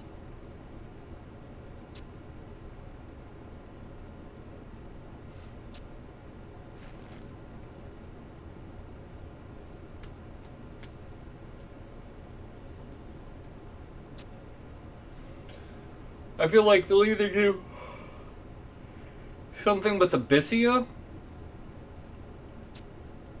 or it'll, I mean, obviously they might do some other new event also. Because the way you look at it, I mean, Dynamis Divergence is Dynamis, but it's a new Dynamis. And obviously that ties into relics. Omen is kind of its own thing, but that's for artifacts. So it's kind of hard to say what they could do, because there's a lot of different things they could potentially throw in for Empyrean plus 2 and 3.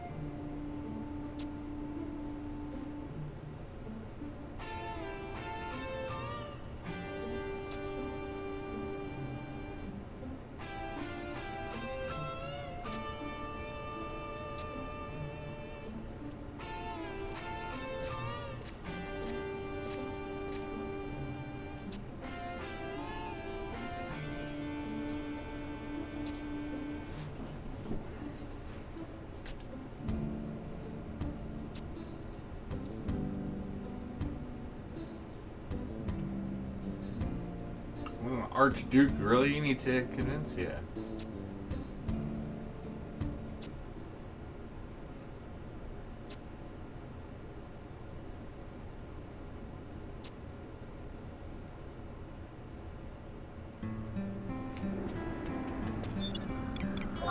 Alright, so where am I supposed to go?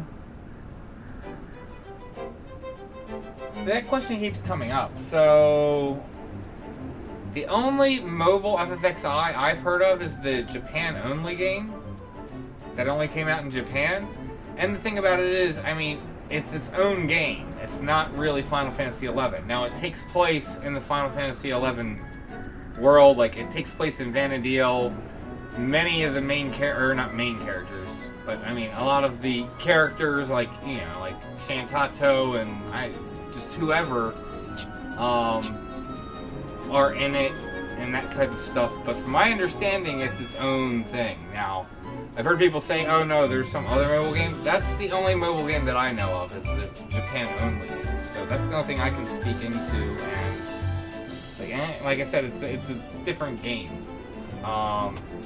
If I was able to check it out, I'd check it out and see. It would be interesting to see, you know, more lore in the world and everything, so.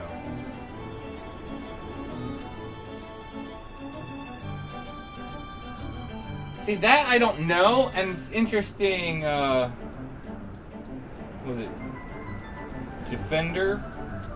1 second, I just want to figure out where I'm going. J9. That's some battalion downs. No, that's an interesting question. What went wrong with the Link shell that was fighting it? Would you say? It took 17-hour fight. I thought it took longer than that. I thought it was over 24 hours. One, they had to keep wiping.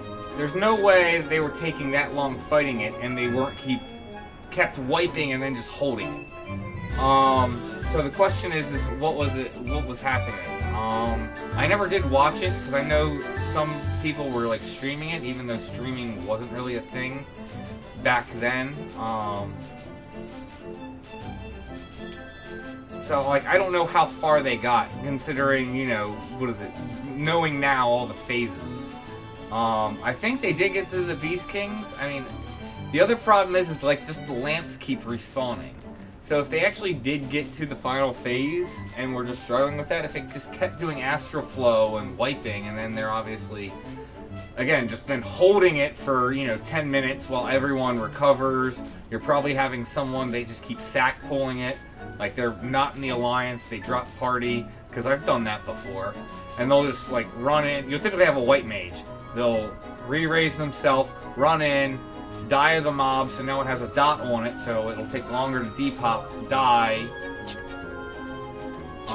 you know, re-raise back up, get re-raised back on themselves again, and then claim it again and die, so it's like, just to keep it from depopping. If they're doing that a lot, it's really hard to say. It's actually an interesting question you brought up, and it is actually something myself I've been curious. I'm like, considering knowing now it only has 10 phases, I know they were complaining, oh, it keeps changing phases, this, that, and the other. I think they were also trying to kill the lamps first before focusing on the main NM. I could be wrong. Like I said, I don't really know much about how that fight went. So it's really hard to speak into that. But again, very interesting question. I'd love to actually, like, sit down and like talk with someone who's from that link shell that was in that fight back in the day and just understand. But yeah, my guess is they just kept wiping, and then they were just holding it. They were just zombieing it and holding it. And they just got to the point where, you know, they're like, you know, people were getting tired, and there's some people like had to like really, they were just not going to the bathroom, holding it and stuff like that. Some people weren't eating because they were like so focused on doing that. I know that's why it got like news and media coverage because of that. So I go J9.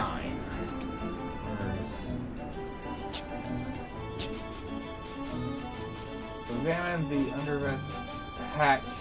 Tied out with J9 again to enter the BCNN. I'm gonna have to read about this because I've never done this. Not that it should be a challenge, but it could be one of those things. If I don't do the right objectives, I lose and have to do it again. So where is this hatch? Yeah, I'm like almost out of J9.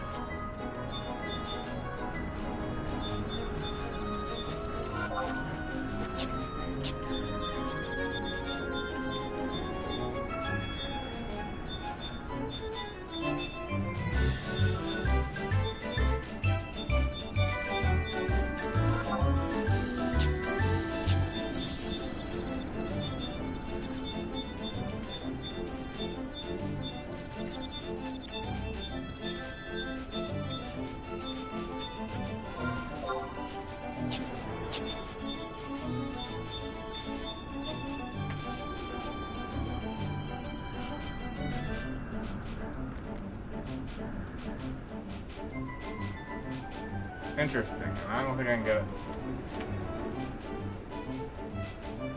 Gotta run around over here.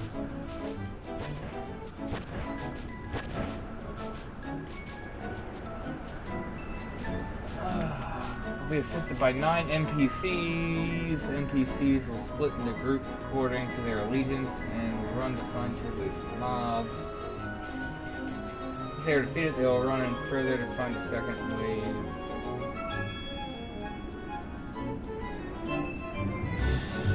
Once 2 of the waves of the same type of beast are defeated, one orc will spawn, and the remaining NPCs will fight it. Paladin. He stands battle dance. Once he's defeated, he'll be treated with the cutscene and reward. Okay, so I really just need to clean out do 2 waves of one group, and that'll spawn the mega boss for this and then kill him and that clears it. So, seems easy enough.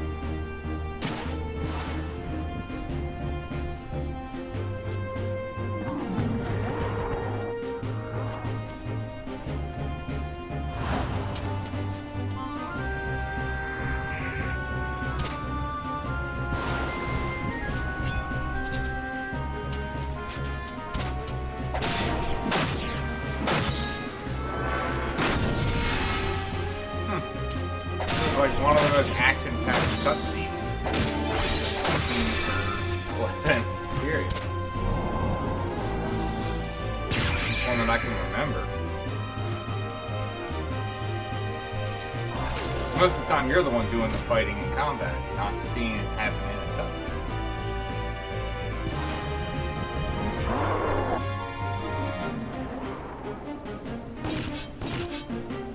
Nice.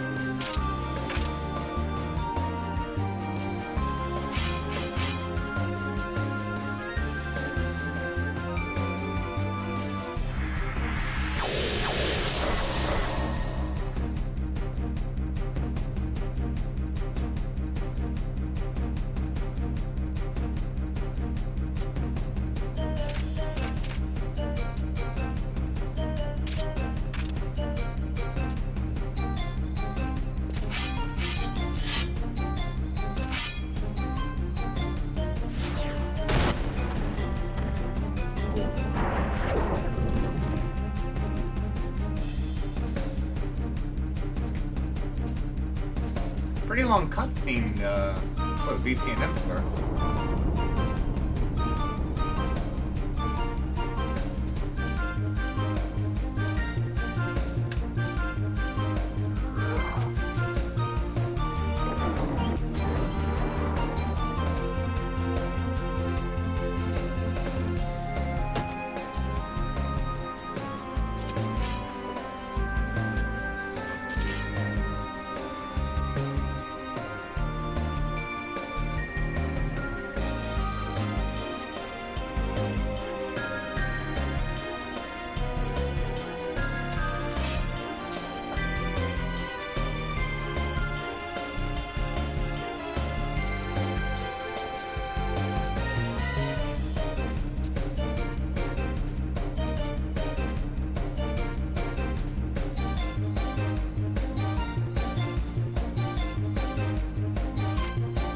Well, that shouldn't happen, don't worry.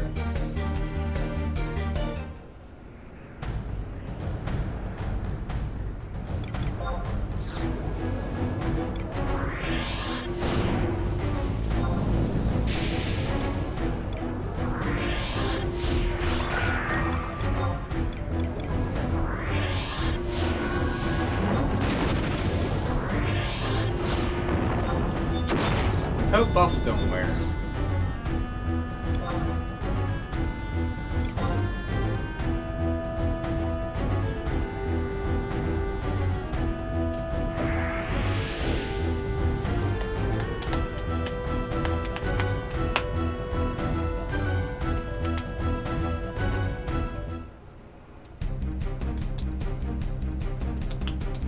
Nice. Oh, he did wear. Son of a...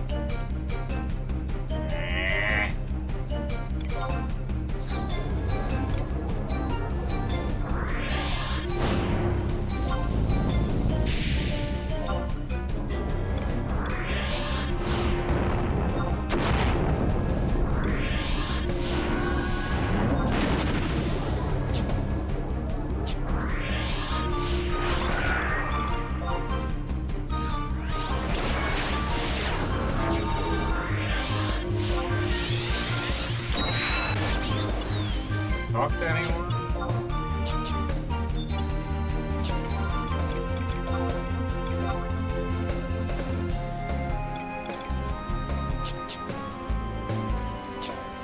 Guess we'll just take a tunnel. Start AoEing the mobs down.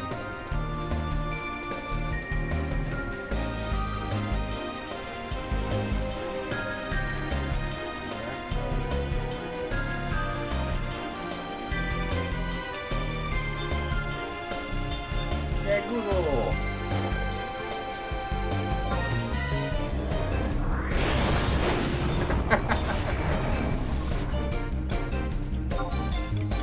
That's not fair.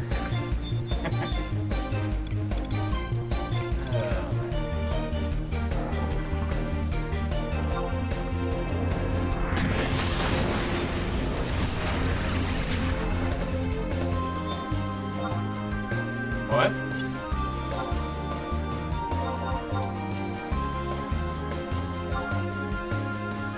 Guess I'm getting a cutscene or something?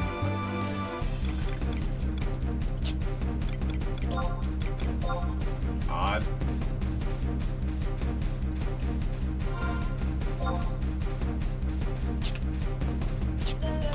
Anything over here? No.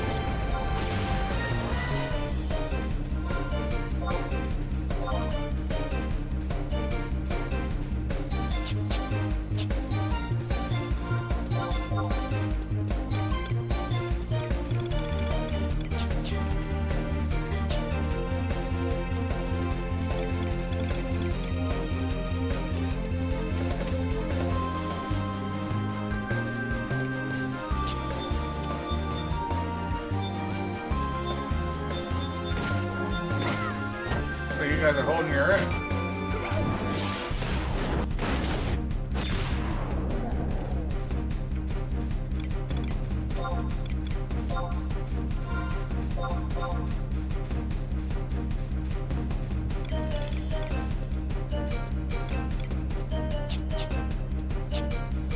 This would have been a really interesting BCNM to do back in the day.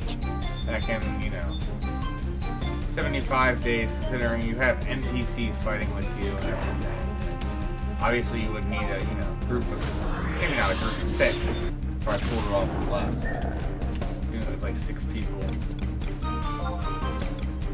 Be interesting.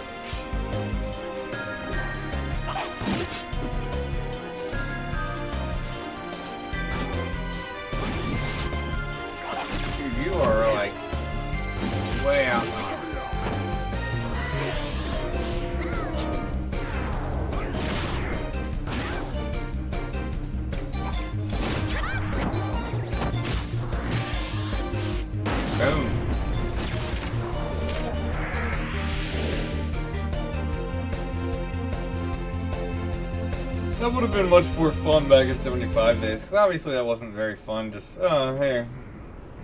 Any seduction all you guys to death. That would have probably been an interesting and fun BCNM to do.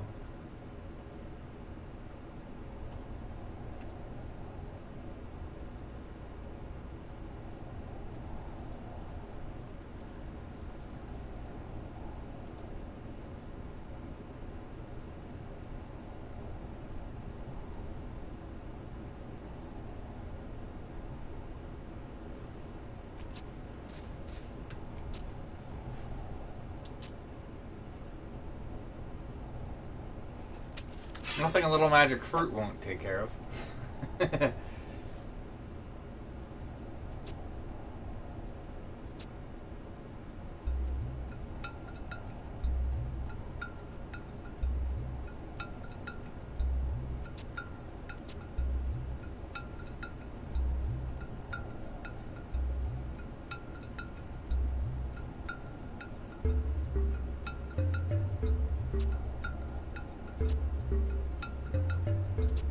No, he was clearly trying to sabotage shit.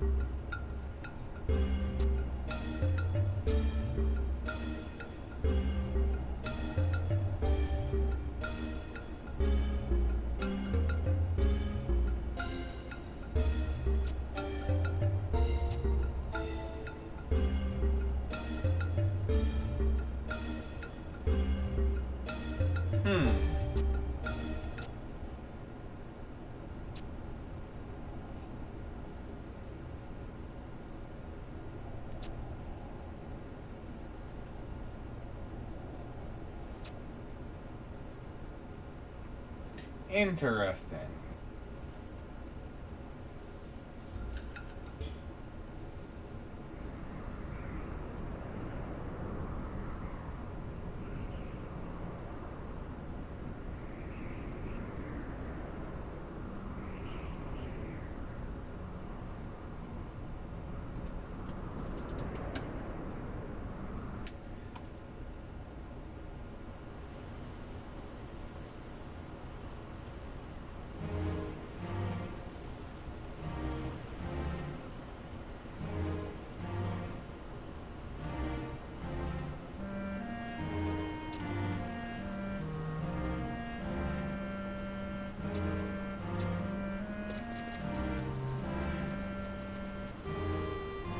if they alter their course, I would be concerned that they'd be heading to the other 3 cities potentially, or focusing on one. If they know condensed all your forces at Juneau, that would mean that there's weakened forces elsewhere. So that's just speculation, though.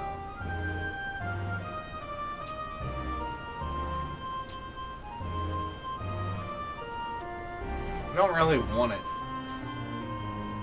Inventory space waste.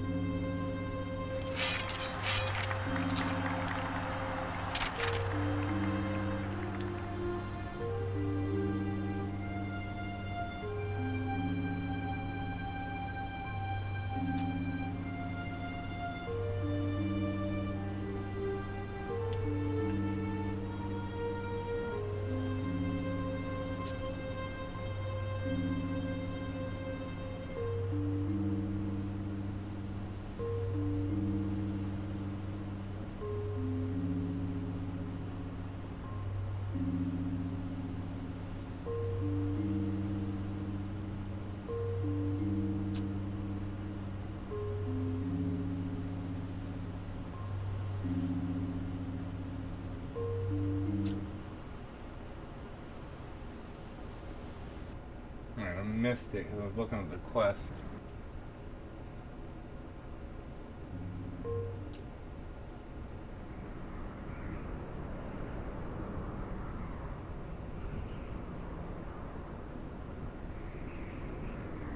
Alright, he said triumph.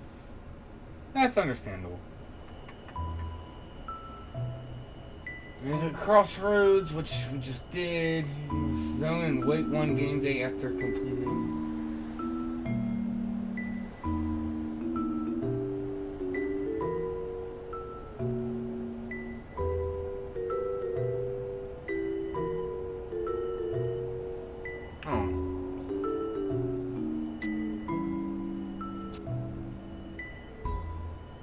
I just have to go into tab.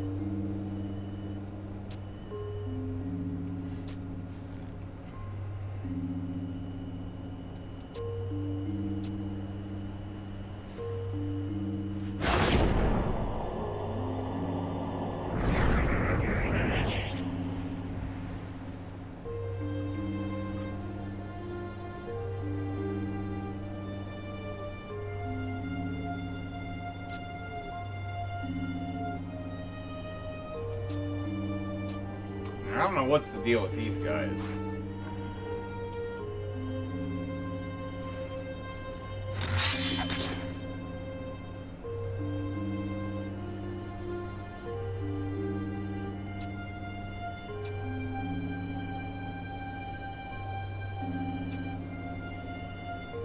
You promise to be good? Don't you mean you promise to be bad?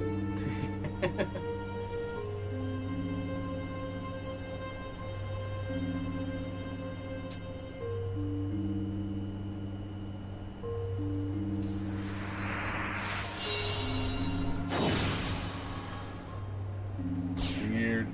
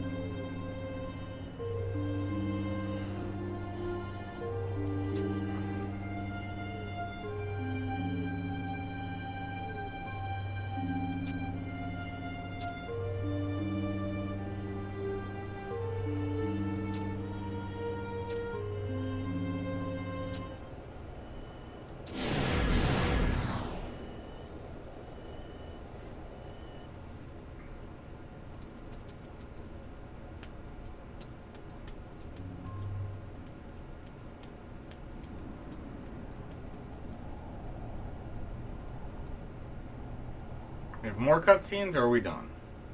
Looks like we have more.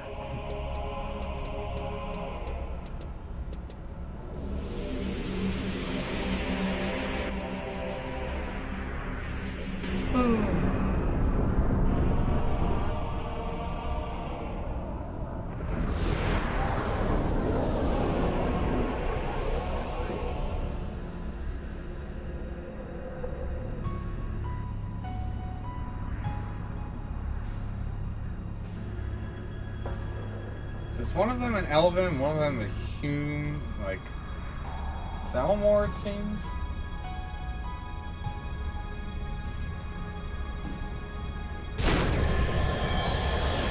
Right, so I guess this is Lilith.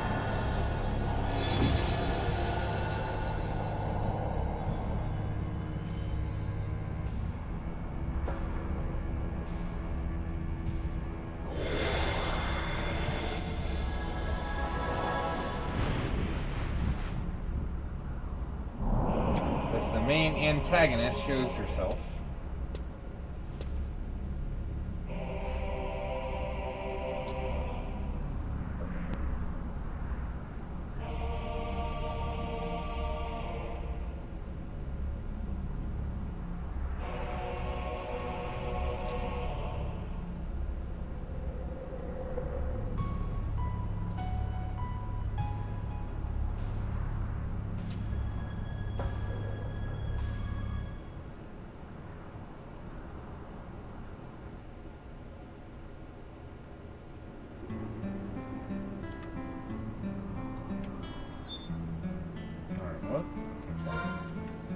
So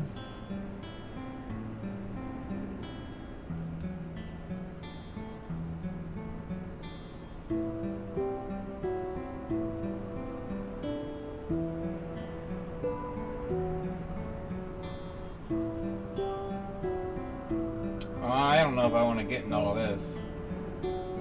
Logging and doing thing by examining. What time is it? It's 10:30. I think I'm gonna call it. I can like do the quest stuff between now and then and pick this up next week. see if I can come up with anything else fun and interesting, kind of like what we just did with Odyssey.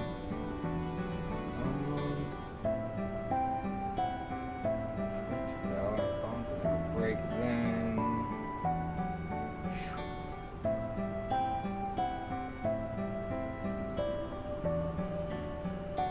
So we got the 2 quests and a bunch of missions. 10 more missions and 2 quests.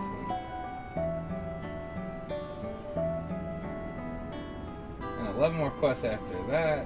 Then, or 11 missions, then 2 more quests.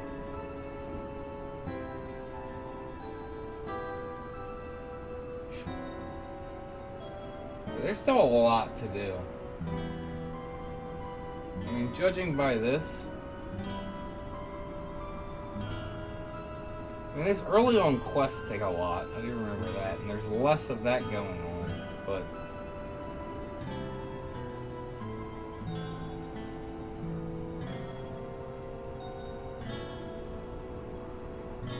so after the quest, there's basically 4 groups of missions with quests in between. Most of them are, of course, cutscenes, but that's going to be running around time consuming. But yeah, so we'll pick this up next week, guys. Let's see if there's anything going on. Yeah, chat's been kind of quiet. I think you guys have been enjoying the cutscenes. But yeah, I'm gonna wrap it up for now. Thank you guys for tuning in.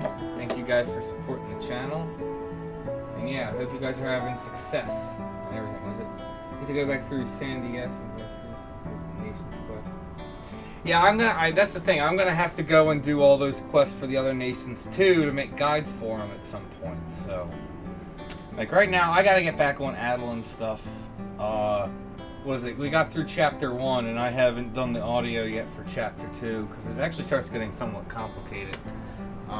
So gonna do that. Hopefully, I can get back to that, and we'll have Adeline video come out following week. Then I'll have to see what I want to do next, because I think honestly the best thing to is like do Zillard COP then Adeline in terms of like for a new player. That it's arguable whether you want to go through, because the thing is, it's like unless you're gonna build a mythic, I don't think it's really necessary to go through our Ergon missions. If you're trying to build a mythic, you need to go through that and get captain and all that stuff. Because it's arguable Wings is going to be better now with all the BCNMs. Although, actually, because you couldn't do the Alexander fight. Although Alexander's drops aren't anywhere near as good as like Odin and Lilith from looking at the items. Although Alexander still has some good stuff. Just I don't think it's as good. Because I don't think you have to go through much in terms of missions in Art Ergon to get to Odin.